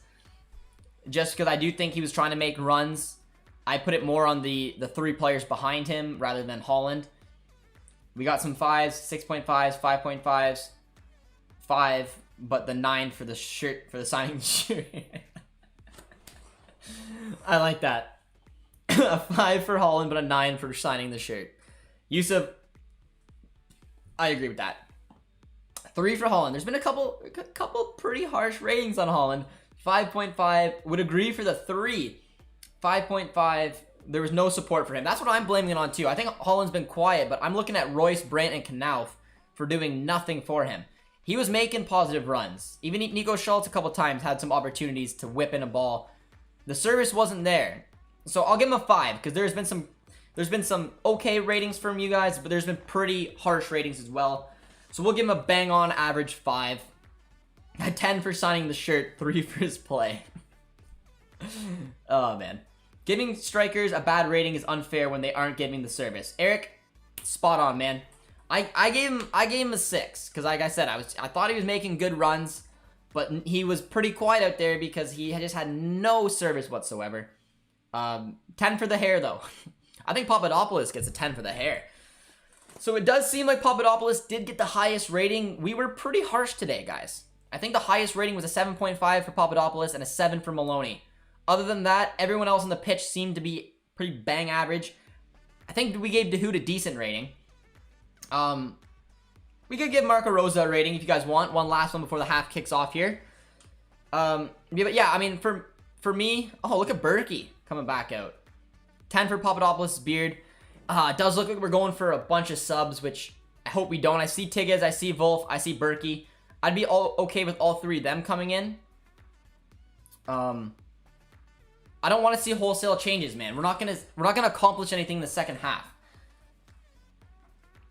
Bilbao, I don't think are gonna change anything. Same way Bochum didn't change anything, and they're just gonna run it over, and we're not gonna learn anything. I think we need to keep some players out there. But yeah, for Marco Rosa, I see a 6, 6.5, and a 5. I'd probably give Marco Rosa a 6. I mean, I tried to play the formation he wanted. I thought the personnel worked well. There wasn't a lot out there. But I hope we only do 3 changes. I hope we see Marius Wolf come on for Paslak at right back. Because I think if Marius Wolf is going to stay, it's going to be at right back. I hope Tigges comes on for Holland, just to give Holland a nice way to ease into the match. Give us probably a last look at Tigges, because he may be shifted on. And then I'd like to see, I guess, Berkey come on for Kobel. But I don't want to see a lot of the players go out. But I have a bad feeling we're going to do wholesale changes. But yeah, I guess Berkey still's got to look at the squad. But I can't tell at the numbers right now who's on the park and who's not. It does look like there's only a few changes, which I think is huge, man. Because I see Marco Reus still there. That's perfect. That is perfect. I didn't want to see this game get run over. And if he went for wholesale changes, Bilbao would have just took the game to us and it wouldn't be fun. Paslak over Wolf. I agree with that. Maybe not in terms of just raw talent, but in terms of contract and future at the club. Update on Gio. All I've heard so far is that it was a thigh problem. I'm assuming probably just a small knock, but why risk it in the preseason match? So hopefully nothing serious. If I hear anything, I will obviously keep you guys up. MVP Kobel for that save. I guess. I really feel like the MVP's got to go for Holland to signing that kid's... Or actually, the MVP's got to go to the kid for coming on the pitch, knowing he's not going to get in trouble. Getting Holland's signature and then not even being escorted off. Probably sitting back in the stand. But yeah, I've only seen 3 changes so far. And that's perfect. Kudos to Marco Rosa. Because Bilbao has brought on Munie, Raul Garcia. They've brought on good players. But it doesn't look like Dortmund did that. It looks like it's just Tigges, Berkey, and Marius Wolf. So kudos to Marco Rosa for making sure this game's not going to get a blowout. But be sure to drop a like, guys, one last time here, as kickoff for the second half has just come underway. And of course, subscribe if you guys are new. Always appreciated, as we're going to take a look at the players coming out. Berkey obviously came in for Kobel. I still see Schultz, Maloney, Papadopoulos. I'm assuming that's Marius Wolf over on right back, which tells me that he came in for Paslak and then... No? He came in for Gerpuz. Okay. Okay. Alright. I'm going to try to figure out what is going on. My assumption, guys, this is the new starting 11 for the second half. He came on for Gerpuz, which, again, we agreed that Gerpuz was the worst player on the pitch. So now I think he did go to his 4-3-3. We were playing a 4-2-3-1 in the first half with Gerpuz and Dahoud as the CDMs. Now I think he's going to go to that attacking 4-3-3. So this is what I think the starting 11 looks like right now. In goal is Berkey. Right back is Paslak. Center back is Papadopoulos, Maloney. Left back is Nico Schultz. The 6, our CDM, is Dahoud. We're going still with the 2 8s, which will be Brandt and Royce. So Royce went from left wing inward to a 8 spot alongside Brandt. And then our right wing is still Knauf. Marius Wolf went up to left wing. And Tigges is our striker. So that is the new starting 11 for Dortmund. And now a very attacking 4-3-3. Dahoud is really the only defensive player that we have besides the 4 at the back. So we'll have to see how that gets on today. But yeah, good changes. Kept the game competitive. Because like I said, Atletico Bilbao put on Munie, put on Raul Garcia. They put on some of their solid players. So I like it. I like it. We got an interesting second half coming up. By chance, Kobel and Hitz got injured. Who's going to play in goal? So Berkey should stay. I disagree. Berkey should go, because why would Berkey want to be a third string keeper? Honestly, it's humiliating. I think that he could go and start and play in a decent league. He's not a bad keeper. And the chances of both Kobel and Hitz, knock on wood, getting injured is very low. And we still have Luka down, who we can always call up, who's a lot of fans have been calling to get some minutes anyways. So Berkey needs to go for his own sake. But I don't like this fact. I think Dahoud took one to the face, maybe? But he did. Okay, so hopefully he's alright. He got it in the jaw. Oh, yeah, he took it pretty hard to the face. I hate seeing everyone changed. They should have waited another 20 minutes. I hate that too. I'm happy with the subs at halftime. I don't think there's a point of Berkey playing, but whatever. I want to see Berkey at right back. What's the point of Berkey? I don't get it at all. I don't either, really. But same, I guess, can be said for Nico Schultz. I mean, both players BVB want to get rid of, but I guess this is an opportunity to get some attention, show that Nico Schultz has got something to offer, same as Berkey, and maybe get some offers coming in. Maybe that's the only thing I could really see from them, because even Marius Wolf, show them that these players have something to bring. Damn, I was asking if Gio was playing good. I didn't know of the sore hammy. Oh, yeah. Yeah, no, Gio was supposed to start, but he picked up a knock, as did Dahoud, man. He got one to the face pretty hard there, but he's coming off right now. Hopefully he'll be okay. Did anyone see any of the U23 games? First game in the 3rd division, got a red card, but a 2-1 win. Luka made some incredible 95th minute saves to win the game. I watched bits and pieces of it, Chris. I had to get ready for this stream, so I didn't watch the end of it.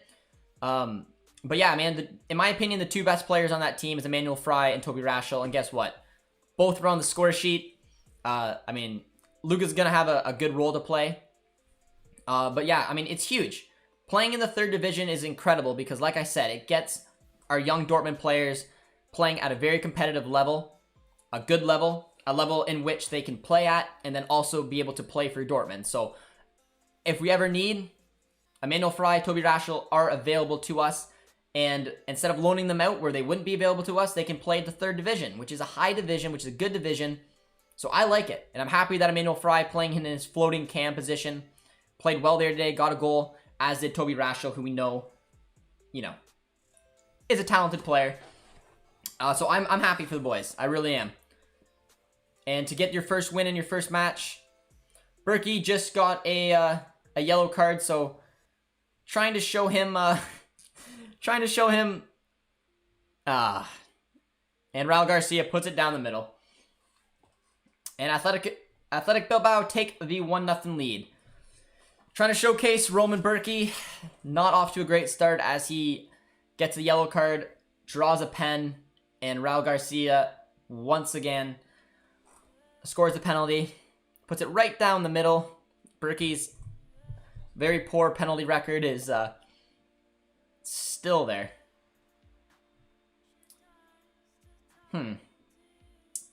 I just came here. We are playing bad or good. We're playing poor. We're playing relatively poor. The midfield has struggled to win the ball back, to lead up in transition to an attack. Really, it's only Dahoud and then all other attacking options, and our attacking options have been kind of poor. And already, after switching Berkey in, he takes a yellow and gives away a penalty. So, not the best start. Bilbao are up 1-0. Chris says, oh Lord, Berkey at his finest. Yeah, man, I don't know. Yeah, a little poor. Not how I thought of using a test match, but that makes a lot of sense. Yeah, I mean, the match for me should be getting a good look on Papadopoulos and Maloney. They're still in. But it does also have to see Marius Wolf, Schultz, I guess Berkey, for not only seeing if they will be a part of this team, which we know that they won't, but also to see them hopefully play well, get some attention, sell them finally. But man, I don't know. We haven't been playing well. The system doesn't look really in shape. And we're down again.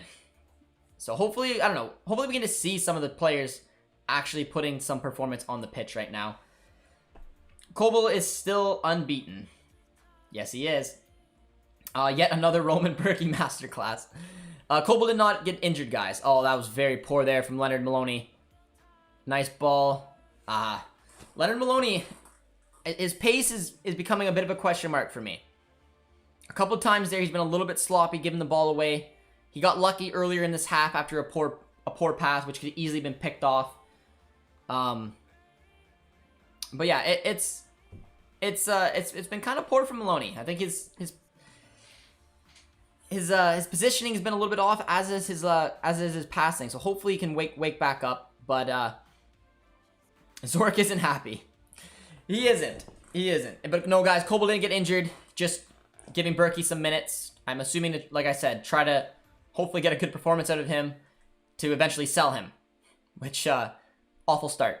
But here comes Dahoud. Oh, Dahoud does so well. Finds Tigges. It's a nice save. But I wouldn't be too worried, guys. Dude, I'm scared if we play like this in the season. I would be too, but looking at it, guys, I wouldn't take too much from this match. This match is about learning stuff. It's not about the result. It's about seeing what Papadopoulos and Leonard Maloney can do. Are they ready for the big time, to be a part of this team? What's Tigges going to do up there if he's going to get loaned out? What is Berkey going to do? Does Marius Wolf have a role to play? I wouldn't look too much, because when I look at this formation, it's a formation and personnel which should never play together. And when I say that, I mean don't ever play a 4-3-3 with Dahoud as your only 6. That is never going to work in the Bundesliga. Atletico Bilbao is a good team, but in my opinion, the reason that we've struggled to win the ball back, the reason we've struggled on defense and in transition into the attack, is that we don't have the proper personnel in the middle of the park. Dahoud is the only defensive player, and once the actual season starts, we're going to have a Delaney or we're going to have a Witsel partnered with Dahoud or Bellingham. We're going to obviously have our 2 main center backs. We're going to have Guerrero in there, probably Munie or Chan on the right back position. This will be a drastically different looking squad. And like I said, Dahoud is better in my opinion as an 8. He's playing as a lone 6 with Brandt and Royce in front of him in a 4-3-3. A very, very attacking formation, man. It's still poor. Like, it's still a poor match throughout the midfield, but I wouldn't take too much from it. Just the fact that we obviously shouldn't go with it attacking 4-3-3. I still want to see a 4-2-1, a 4-1-2-1-2 in action in preseason. We'll expect maybe see that against Bologna. If Malin comes in, I could see us maybe going with that against Bologna. Maybe have, I mean, Dahoud would have to be your 6. Brandt would be an 8. You need another defensive player. I don't know if Delaney, Witsel, or any of them would be available. Then Royce as your cam, Holland, Malin. Looks nice. When does Bellingham come back? I think the Euro players are going to get integrated into the preseason along with Malin. I think all of them could be potentially available for Bologna. Bologna is our last preseason match, guys. And then we have to have a Pokal match with the Frankfurt game and then the Bayern Super Cup. It's been a pretty bad day when it comes to players not selling themselves right now. Can't wait until the rest of the team comes back next week. Angie, I agree. But like I said, Marco Rosa decided to go with this weird attacking 4-3-3. Never going to be played, in my opinion, with this personnel in a competitive match. It's just not balanced enough. Dahoud cannot play as a lone 6. He's just not that type of player. He needs to have some support, some defensive support, which he doesn't have, which is why I think the midfield has been a struggle today. But Tigges is older than Holland, by the way. He is. It's a reason why I said Tigges doesn't have a future with Dortmund. If he's not willing to play at the U23s and he wants to play at the Bundesliga, it's not going to be with Borussia Dortmund. It's going to be probably with Cologne or a club like that, because he's not a real young guy. He's 22. And he deserves a move. Why not take a move to a Bundesliga squad? How come we are losing? The switch in shape, man. It's the midfield. Look at the midfield. There's no balance to this starting 11 right now. As another goal has found the way in the back of the net. We've been bullied through the midfield. Dahoud should not ever play as a lone 6. Brandt has been invisible. I don't know. It's not a good look, man. We need some more talent on the park to be able to compete against Bilbao, but it was a nice free kick that was whipped in. Looks like it just fell kindly and just tucked in the net. Poor marking. It's Marius Wolf, and he beats Berkey. So, 2 players who I want to see leave the club combined for a poor approach. So there you are. Quite poor. Poor defending, and it sucked. The 2 players I wanted to see get shipped on out is Wolf and Berkey, and both are a little tough there. But sack Marco Rosa. We're not gonna sack Marco Rosa, guys. This is just a preseason match. Like I said, I'm not overly concerned. But like I said, when you play preseason matches, sometimes you see weird formations like this, which a 4-3-3 is not a weird formation, but the way that we're playing is. You basically have... Oh, there's another kid on the park. Holland ass. He's looking for Holland. He forgot Holland was subbed off. Security is not doing a good job today. But yeah, my point was that Dahoud's playing as a lone 6, Brandt is playing as an 8 and playing poor, and Royce is sort of playing as that mixture between an 8 and a 10. It's not a well-rounded formation, and Bilbao's got some of their good players on the pitch, man. It makes it hard. But it's just a preseason game. It is what it is. Brandt has to be offloaded. You guys know my opinion on that. I'd offload Brandt and I'd bring in a winger. But again, I wouldn't read too much into this match, but it's supposed to be an opportunity for Brandt to show what he's got. And I forgot he was playing at some points during this match. Angie says, don't want Tigges sold, just loaned. I don't think they're looking to sell him. I think they are just looking to loan him to Cologne. I would sell him. I don't think it's a big deal whether you loan or sell. Tigges won't be a Dortmund player, guys. That's obvious. With Malin coming in, with Holland, and with Mukuku, no minutes will be given to Tigges, which is why he's being linked out. And he's 22. It's not, like I said, it's not like he's like Mukuku, where the ceiling is the limit. He's 22. I don't think he'll quite do it at this level for Dortmund, so I'm not against it. Maybe loan him out for a year, see what he can do. Maybe he will surprise some of you guys and get a lot of goals for someone like Cologne or something like that, but he's not going to get these starting minutes for Dortmund whatsoever. It's going to be Mukuku at 3rd string with Malin and Holland in front. Berkey is a shame for the team. Yeah, he doesn't look happy out there, but that looked like a tough little injury there to Marius Wolf. Hopefully he's alright. I guess they have to switch to a 3-4-3. They could, I guess. They don't really have the personnel on the pitch to switch to a 3-4-3. They're playing a 4-3-3 right now, and it's looking weak in the midfield. Midfield was the same in the first half. Brandt and Gerpoos were the 8s with Dahoud on his own. Need, Delaney, and Witzel in the 6. Well, they played a 4-2-3-1 in the first half. So it was Gerpoos and Dahoud a little further down the pitch with Brandt a little further up, Royce on the wing. Now they put Royce in the midfield with Wolf on the wing. They have Dahoud as that lone 6, Brandt playing a little bit up. It's an awkward 4-3-3, but there's just not any real defensive awareness, which is why they're struggling. But Wolf looks like he's in quite a bit of trouble. Looks like he might have twisted his knee there.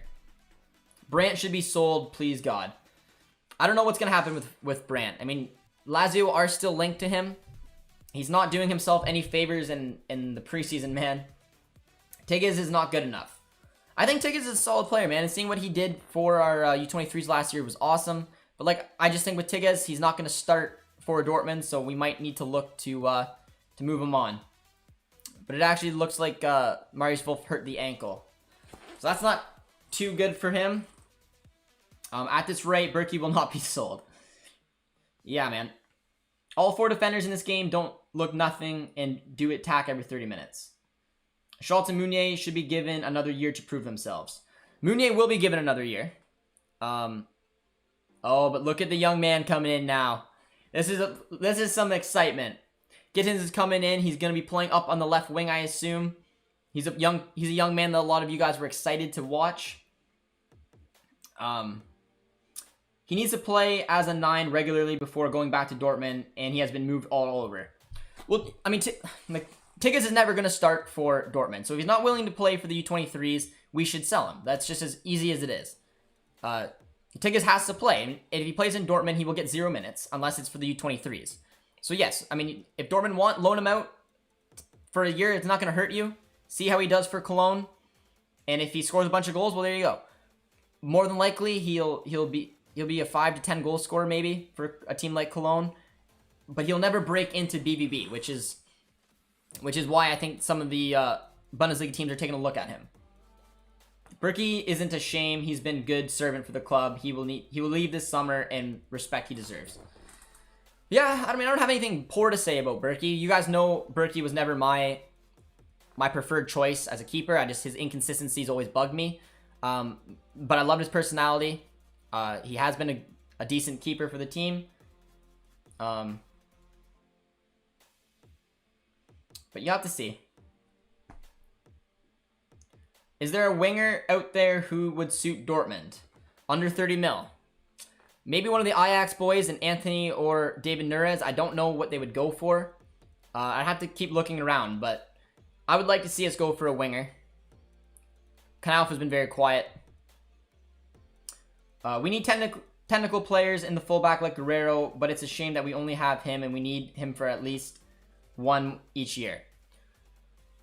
Yeah, I mean, Guerrero, obviously very technically gifted, likes bombing up and down the pitch. Hopefully, Munie will come in, play a defensive role, be a decent, just a all well-rounded, decent center back, or right back. Josh, you were 25 years old. Get a job. I have a job. I'm an insurance broker, my man, or my girl, or a girl, Hannah.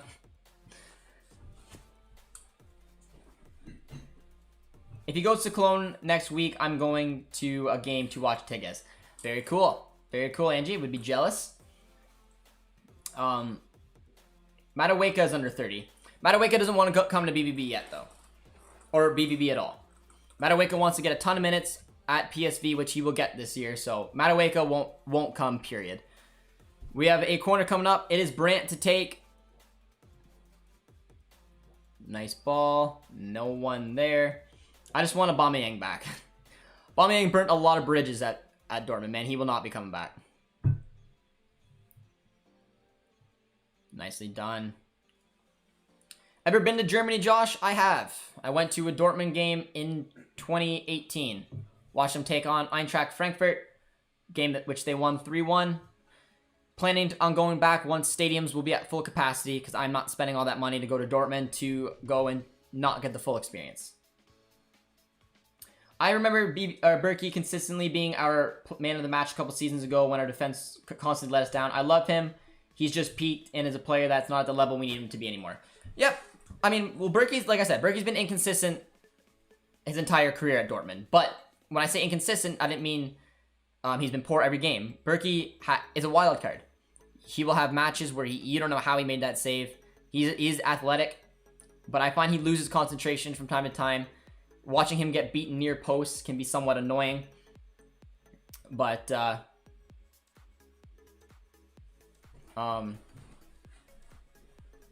it's interesting. I don't know. I think Doku would fit exactly what we need as a winger. I do too, but I don't think we'd get him under 30 now, especially after the hype around him after the Euros. Tigges needs to leave Germany and go to an easier league, maybe like Belgium or Dutch league. I think that he would fit in both of those leagues, but I mean, if Cologne are going to give him a shot, why not take it? Stay in the Bundesliga, see what he can do consistently. It would be a good little look for him. Ayo, Josh, how much money do you make per month, though? It's a personal question. I'm not going to tell you, but I have a full-time job, Hannah, so I don't know what you're referring to. I've been a full-time insurance broker for almost a year, so I'm quite comfortable.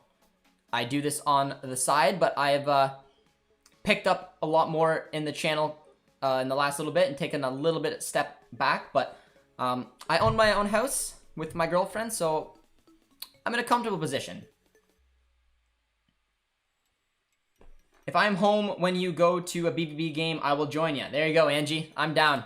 If I go to Dortmund, I'll definitely reach out to the viewers and hopefully get some type of watch party or something together and go to the game together. It'd be a lot of fun.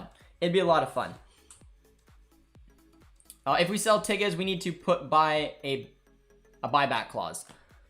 We could. But again, guys, he's 22. I don't think Tigges will ever reach starting BVB level.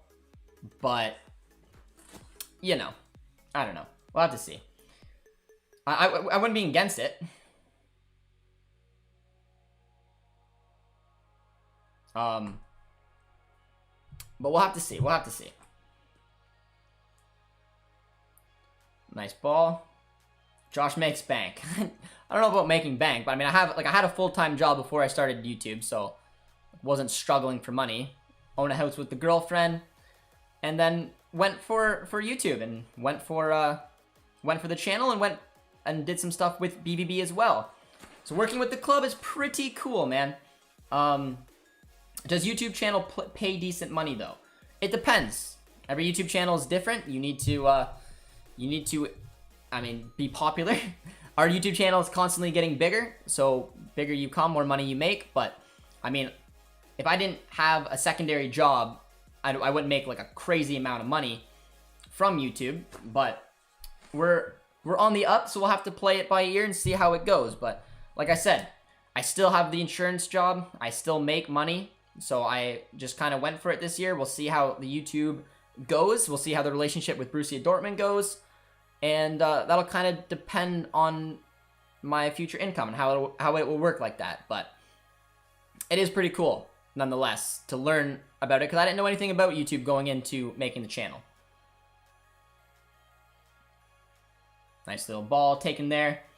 We'll have a beer and Brockfast. Angie, I'm down. Like I said, once we go to Dortmund, man, we're gonna try to get a bunch of us together. It'd be a lot of fun. Go to a game. Maybe do a little preview, get producer T doing some interviews. It'll be cool, man. It'll be cool.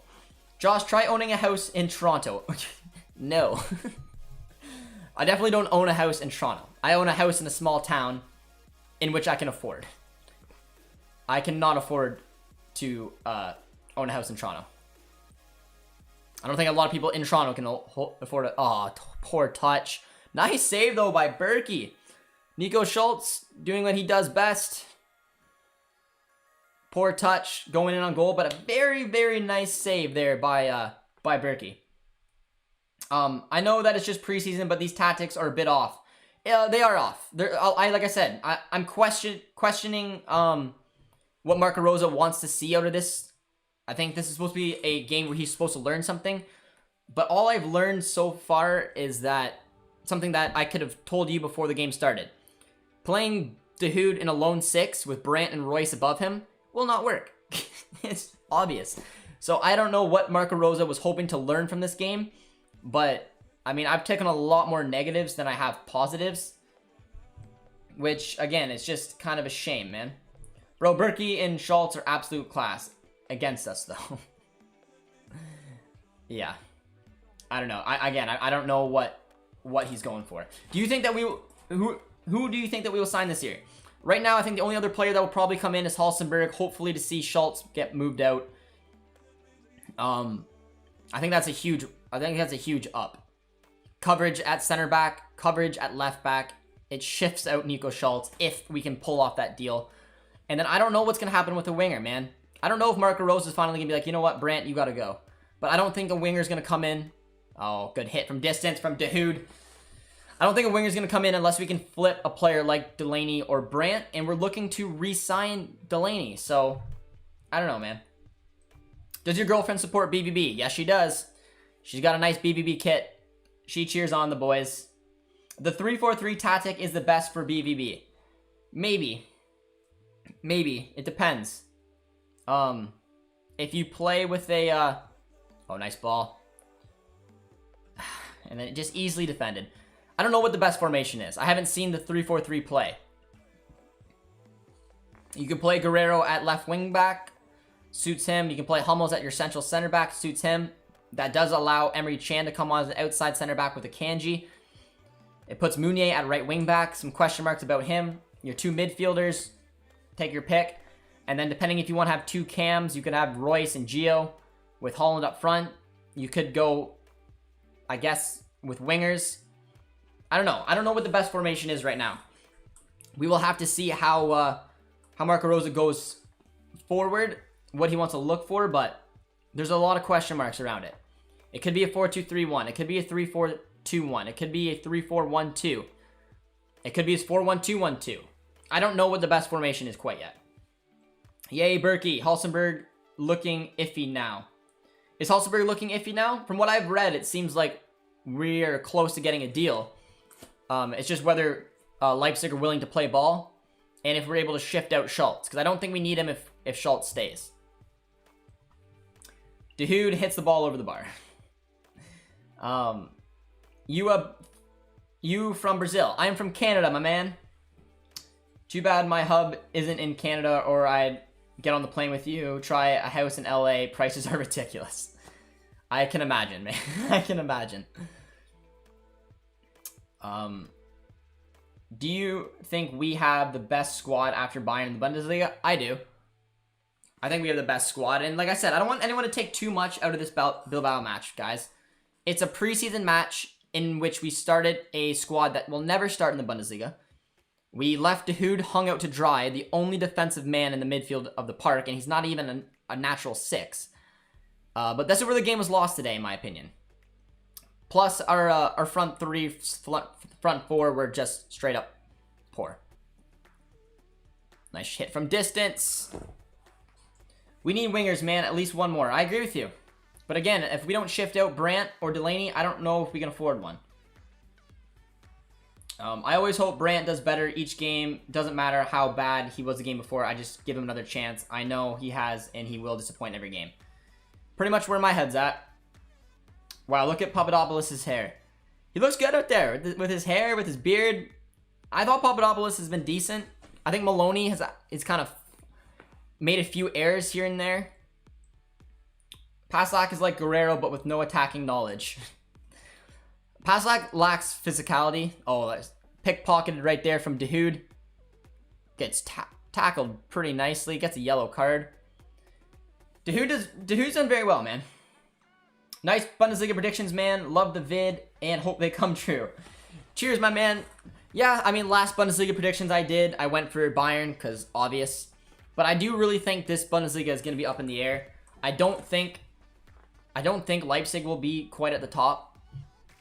I'm not convinced by Jesse Marsch. That's the biggest thing. I think he will struggle from time to time. But I think bringing in Ander Silva does give them a lot of attacking knowledge up front. Someone who can actually put the ball in the back of the net. But I'm glad you enjoyed the video, my friend. I'm excited for the season to start. Hopefully you guys are as well. Schultz is a wanker. Well, I mean, I didn't say it. I just started watching the game maybe 15 minutes ago. We look horrible. We do, guys. But like I said, taking a look at this match, this second half has been played in a 4-3-3 with Dahoud as a 6, with Brandt and Royce above him as an 8, against a Bilbao side that always defends well and has real physical players. Now, I love Dahoud. He needs to be played alongside Delaney or Witsel to get the best out of him because he doesn't have that physicality. The Bilbao team has really bossed the midfield today. And on top of that, the service has been poor pretty much from Brandt, Royce, Knauf today. Tigges and Holland haven't had many looks. Yeah, I don't know. It's been a very depleted midfield. We'll have to see. But we have a free kick coming in here after a hard challenge on Dahoud. It is Brandt. His balls have been pretty poor today. We'll see if he can put a nice delivery in. This one kind of poor right to the keeper. Can you please say it's my hometown in Albania? I don't know how to pronounce that. Lassie, maybe. Probably pronounced it wrong. Hey Josh, you want to be my neighbor here in LA? The homes are 3-bedroom, 2-bath for $800K. Don't you just love getting your money taken? Wow. I mean, yeah. You go into World Cup matches in 2026, you better believe I am. I am stoked for the World Cup to come to Canada. We'll definitely be going to matches because I live near Toronto. That's where the matches will be. I would pay to watch Josh jingle balls, if you know what I mean. All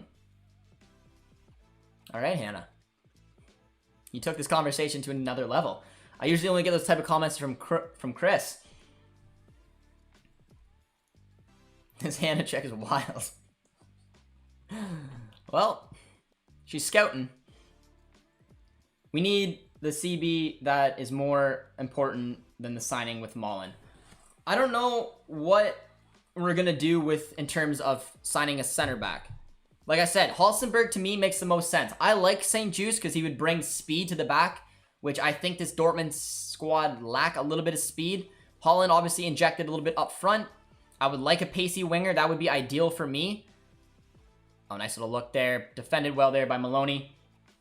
But a big issue would be some of the pace. And bringing in Halstenberg doesn't help with pace, but it helps with versatility, which gives the left back and the outside left center back and center back. So that would be some experience as well. But I don't know. It's a center back will be interesting. I don't know exactly who it would be. But I think a winger is the most important right now. I see a lot of people predicting Canada won't qualify for 2022 World Cup. What are your thoughts? I think they have a good chance. I think that some of the key players need to be there and stay healthy. If Davies, David, Laren can all stay fit, Eustachiou as well, it gives them a shot. But without Davies and David, it's going to be questionable. So in my predictions, I put them fourth, being biased and being optimistic, but I do think they're getting better, and I think they definitely will stand a good shot as well. But it's going to be tough. The CONCACAF qualifying with 8 teams now, it's going to be a drooling affair. But if you look on paper, the Canada team should qualify. But I know it's not all about that. Are you rooting for Toronto FC too? I am. Right above there, you see some small TFC kits. Show a little Canadian in me. That is my local club. If I'm going to go to a professional match, that's where I would go to. I can drive there. Josh is my baby cakes. Oh, Chris. Why is everyone blaming Rosa? He's just experimenting. Just wait for his masterclass. Yeah, I definitely don't want to have anyone worry about this match. This is a preseason match against a Bilbao side who has their best players. Like I said, I could tell from the formation right away we would struggle in the midfield. It's just whether our attack could be dangerous, which they weren't. Gerpoos was very quiet in the first half. We were playing with 1-6. Canal just having a poor game out on the wings, which isn't ideal. Like I said, I wouldn't take too much from it. It's simply a preseason match against a good Bilbao side. There are some question marks about some of the players, which is what I think that Rosa will take. I wouldn't take it from the overall performance, because it's hard to win a match like this when you have just a Dahoud playing as your 6. It's going to be tough to come on like that. What do you think about Kobel this match? We didn't see a ton of him, but he made a nice save off of Papadopoulos' redirection. He was commanding, coming out and catching the ball. I don't know. Just from quick little look at him, I thought he was decent. I'm in West LA, over $1 million easy. Damn. Holland or Royce? I like Holland's aggressiveness. But Royce, tremendous ball control, not taking above football, by the way. You're a sick one, Hannah. How did you customize your layout on the screen? It looks really good. Just subbed. Appreciate the sub, my man. I always appreciate it. That was Producer T. He's in the background, being all creative and such, but I love his layout as well. I like the tracking edition up on the top. I thought Producer T did very well there, but I couldn't tell you how he did it. I'm pretty sure he used OBS. No, maybe. I'm using OBS to stream, but I make everything on Photoshop and After. He created it on Photoshop after. What do you say? After Effects, and we streamed through OBS. So I mean, that type of knowledge comes to Producer T. But here comes Dortmund. Actually, see if they have an attack. It's Nico Schultz. He gives the ball away, and then body checks the Bilbao defender to really show what kind of match this has come to. Some players cost us money, but some cost us points. Most of them are on the pitch. Schultz does a little bit of both. Is 4th place automatic qualification? No, top 3 are automatic qualification in the CONCACAF. 4th would have to go to the interconfederational playoffs against a South American team. Probably against either like a team like Ecuador, Chile, or something like that, or against New Zealand, or maybe an Asian team like maybe Qatar, something like that. Oh no, it's in Qatar, so it wouldn't be Qatar. It would be maybe like a Australia, which would be a tough one. Maybe like a South Korea, which could be a tough one. Knauf is not taking his chances in becoming a permanent player as a winger. Yeah, I mean, I thought he's had a pretty poor performance today. I thought, like I said, I was looking at Brandt to try to break out. I was looking at Knauf to try to break out. These are players who need to have good games, and they're going to want to have reps with the main squad. Knauf was quiet on the wing. He's just overthought it. His touches haven't been on. I thought Brandt has been really poor, really quiet. Kind of annoying. Where is Brandt? We knew from Leverkusen. It's not been the same Brandt we've had at Dortmund, man. Where will Mullen play, or will he be a backup to Haaland? I think he'll play in a dual striker with Haaland in like a 3-4-1-2, ideally, or a 4-1-2-1-2. He could also play in the wing, guys. Don't rule that out. Knauf is not taking it and becoming a permanent member. No, he's not. But, again, it's just one match. I still think that there's a little baller in there in him. Are you a decent footballer? I mean, I'm Canadian, so no. I'm kidding. I don't know. I played at a relatively high level in Canada. I played for varsity college, both indoor and outdoor. I don't know what happened to the stream. It just disappeared. Went all black. Not ideal. So yeah, I mean, I guess I played at a competitive level in Canada. So I'm a decent footballer. I play just indoor now. Futsal is kind of my game. But we just gained another subscriber. Appreciate the sub, my man. You saw the A. Always appreciated. Cheers, my man. I don't know about you guys, but the stream just went black. I cannot see anything. Would you loan Knauf? I wouldn't, because we lack wingers. I think Knauf should play in the 3rd division, which is still a competitive league, and should get a lot of minutes, hopefully, for Dortmund. If Dortmund wins the Bundesliga, will you shave your eyebrows? Maybe. I'll maybe do like a... I don't want to shave the whole thing, but maybe like a slit or something. The ghetto is still pretty expensive. In the ghetto neighborhood, homes are 400k. Jesus. I believe you will face the AFC playoff qualifiers if you finish 4th in the CONCACAF. I'd rather the AFC than Common Bowl. Indoor football is dangerous. I've had many bad experiences.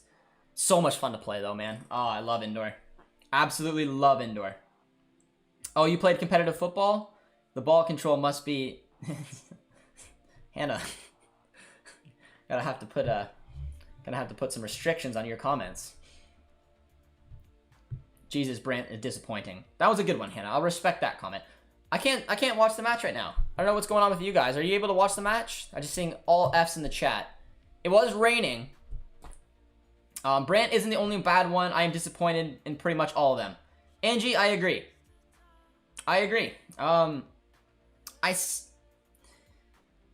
Let's see. Who is disappointing me today? Royce has been quiet. Knauf has been quiet. Tigges and Holland were both quiet. Any attack was really quiet.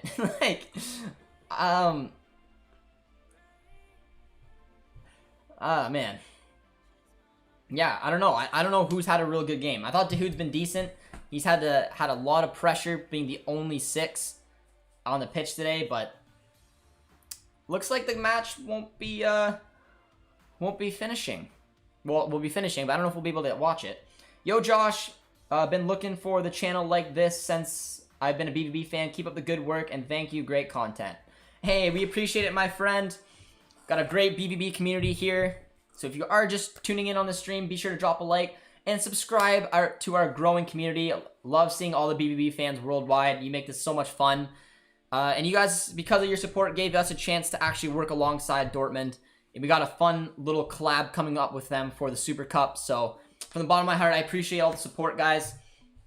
And yeah, I guess we're going to have to wait and see whether I can watch. Can any of you guys still watch the stream?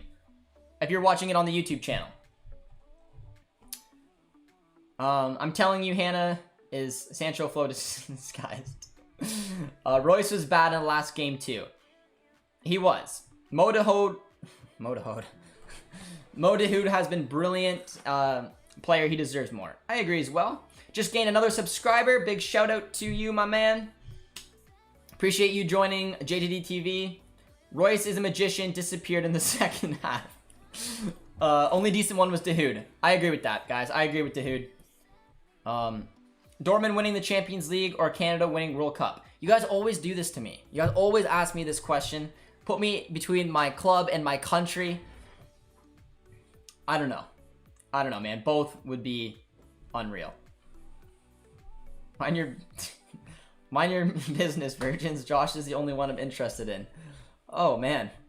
Matty D. LOL, Matty. A little thirsty. It's live on Dortmund's YouTube channel. I'm watching on Dortmund's YouTube channel right now, and I can't seem to get it. I'm gonna go over to Facebook and see if Dortmund are streaming it from there, and if I can get it. But I'm assuming the weather might have knocked it out,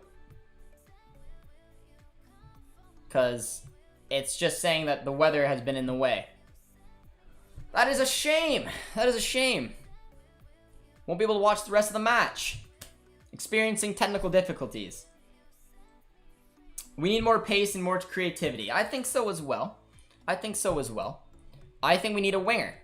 Marco Rosa has clearly indicated that he wants to play in a 4-3-3 or a 4-2-3-1 formation. And we need another winger. It's as simple as that. Josh, how good is Maloney on the wings? I talked to a couple PSV supporters who watched him all season. They say he is just he's a striker. He's better playing as a striker. He can play as a lone striker, can play as a dual striker. I think he will get reps on the wing, but I can't really speak to how good he will be on the wing until we see it. I think he should play on the left, play as a left winger. And with that being said, I think he will potentially have reps there. And we'll have to see if he can take it. I think he has pace to play as on the wings. I think that he has the ability to go against defenders 1v1. So we'll have to see how he gets on. Reasons why Berkey is world class. Do you speak German? I do not speak German, guys. Do not speak German. Would love to. But I don't see me being able to pick it up unless I move there. So we'll have to wait and see. I don't understand. Brandt has been our only good player today. The GOAT. I think you're watching a different match than I was, my man. I think Brandt has been poor. But I think almost everyone has been poor today. But I don't know. Brandt did not get a nice player rating. Hey Josh, hope you remember me. Unfortunately, I have to go, but I'll be back next time with the wink. Hi, I'm back, JJD TV. Ballistic Studios, hope you're doing well. Angie says it's off everywhere. Quite annoying. The lack of real wingers is terrifying. I agree. That is the biggest concern I have right now going into the season. Looking at this Dortmund squad, looking at how Marco Rosa wants to play in his 4-3-3, 4-2-3-1, I don't think we personally have the personnel to pull it off. I think that we need to sign a good winger still. And I don't know where the money's coming from, but I'm looking right at Julian Brandt. If we need to raise monies, that is who I'm looking at. Other than that, I don't know if we can pull it off. But we'll have to wait and see. Support from BVB Official Fan Club, India. Cheers, my man. Hope you're doing well. Appreciate the love. If Dortmund win the treble, all the hair has to go. I would be ugly bald. When is Maloney going to be announced? I'm hoping today. I don't know. Maybe today or tomorrow. It'd be pretty cool. Josh, I haven't had any problems with your stream. Not the stream, but the game. It's all black for me. Like on Dortmund's YouTube channel, I can't really watch the match. Dude, why does Brandt get all this hate? What have you seen from him today? That's been so disappointing. No creativity, no movement. He hasn't had the ball near enough. I don't really know. I mean, I'm very harsh on Brandt, but I'm looking at Brandt and looking at an opportunity for him to step up and become an important part of this team. I think, in to Brandt's defense, Royce was poor today. Knauf was poor today. There was no real build-up from the midfield. I just wanted to see Brandt just take the reins. Say, look, I need to fight for my BVB future. This is an opportunity for me to do so. And I just thought he was lackluster today. I don't think he was the worst player on the pitch, don't get me wrong. But I don't think he did anything to influence the game whatsoever. And considering he's the one fighting for his BVB career, he needs to do better. That's just my opinion, but I'm hoping he comes good. If he stays, I'm hoping he comes good. But it is sometimes frustrating to watch. How did you become a BVB fan? My background is German, but I live in Canada. My family doesn't follow the sport, so FIFA got me, man. Playing career mode, going over to Dortmund, having fun in the Bundesliga, and then just started watching them, and then started the channel, and now do stuff with the club. So went quite a few ways in a short period of time, but I appreciate all the support from you guys that made it possible. Sell Hazard, Brandt, buy 2 pacey wingers with creativity. I'm not against obviously signing the wingers, but I don't think Hazard will be sold. I don't know what's gonna happen, guys. I really don't. The only thing I could see to raise money if you're not gonna sell Delaney is to sell Brandt. But I think that Brandt's gonna stay, and I don't know if we're gonna get a winger. It's gonna be very interesting. But what I would do is I would sign Halstenberg and I would sign a winger, and I would try to sell Schultz, I would try to sell Berkey, I would try to sell Wolf, and then I would try to sell Brandt. I don't see Brandt fitting in this squad. I see Marco Reus and Gio getting those minutes. And it just fits more kindly on the personnel. But I know it's a touchy subject, guys. I know that a lot of you guys like Brandt out there. And, I mean, I do want him to come good, but it's coming to a point where we need to get a winger in. Yusuf said the match has ended. Was it actually finished? It was finished, yeah? All right. The match has ended. 2-0 win, looks like, for Athletic Bilbao. Weird. Let's get 90 likes. Let's get 100 likes. Be sure to drop a like then if you guys are tuning in. Royce is too old. We need to replace him with quality. Yeah, hoping that it will come from Gio. Whoever just commented why we hate on Brandt so much is because he isn't doing the job. Man brings no creativity. His passes are poop, and he's been bad during the Bundesliga season, not only preseason. It is true. He's had some decent games from time to time, but in Brandt's defense, when he gets shifted out playing left wing, when he gets shifted out playing right wing, when he gets shifted out playing center forward, it's not playing Brandt to his strengths. Brandt needs to play in an 8 and a 6. And the reason I'm disappointed with Brandt today is because he was playing as an 8 and a 6. So when you get those minutes in your best position and you don't shine, it makes it hard and it makes it frustrating to watch. Royce is probably over the hill, but he's still a clutch player. I agree with that, Eric. And also having Gio right behind him. I think those minutes are going to come from him. We gained a member to the channel. I appreciate the support, and you've just been entered into the draw for the free kit. So appreciate the support on the channel, and I will put you in our monthly draw for a kit for the members and the super chats on the channel. But yes, it's finished. Yeah, I wasn't able to watch the last like 10 or so minutes, but yeah, we lost. If we need Royce to be at his best form, honestly, if Dortmund drop Royce, the club will be bad and really represent us. Okay, then why does he play his position like Schultz, a midfielder horrible, when he's in his natural position? When's the draw? End of the month. Members got entered into the draw as well. Did anyone who did a super chat, and winner will get a kit of their choice. So appreciate the new member on the channel. You've been entered into the draw. But yeah, that was the game. Disappointing game. 2-1 loss to Athletic Club. We'll have our 5 takeaways come up. There is obviously a lot to address. We got some people in the chat who thought Brandt played well. We had some who thought he didn't. So it'll be interesting when we do the takeaways to see what you guys actually think of it. How was Schultz? Thought he was average. Thought he had a better first half than second half. The decision making is the thing that bugs me about him. Do you normally do a monthly giveaway for members? We haven't. We tested it out this month. We haven't done a monthly giveaway for members yet. But this will be the first month we do it. Dortmund should target a winger. Yes, they should. If Malin won't be used as a winger, then will Guerrero go up? Hazard and Halstenberg to play at left back? I would not play Hazard at left back, period. I don't even like seeing Hazard play at wing back. I would put Halstenberg and maybe put him up the pitch. It's a question mark, but no. I'm assuming that they're going to go with Knauf, Gio, Royce, and Mullen as the wingers. We need Belardi ASAP. We sold Belardi. My boy Gittins went up to school with him. That's actually pretty cool, man. He was kind of quiet since coming on, but I mean, like I said, this was an interesting one. But yeah, we're going to wrap the stream up there, guys. We're going to come out with our 5 takeaways after, which will be an interesting one. There's a lot we learned about today's match. There's definitely a lot we learned about today's match, guys. But I appreciate the support on the channel. It was a lot of fun. So look forward to that 5 takeaways that will come out. Be sure to drop a like, guys, if you haven't already. Subscribe if you are new, and hopefully we'll see them all in signing drop soon, and we'll have a nice little video on that before the Bologna game.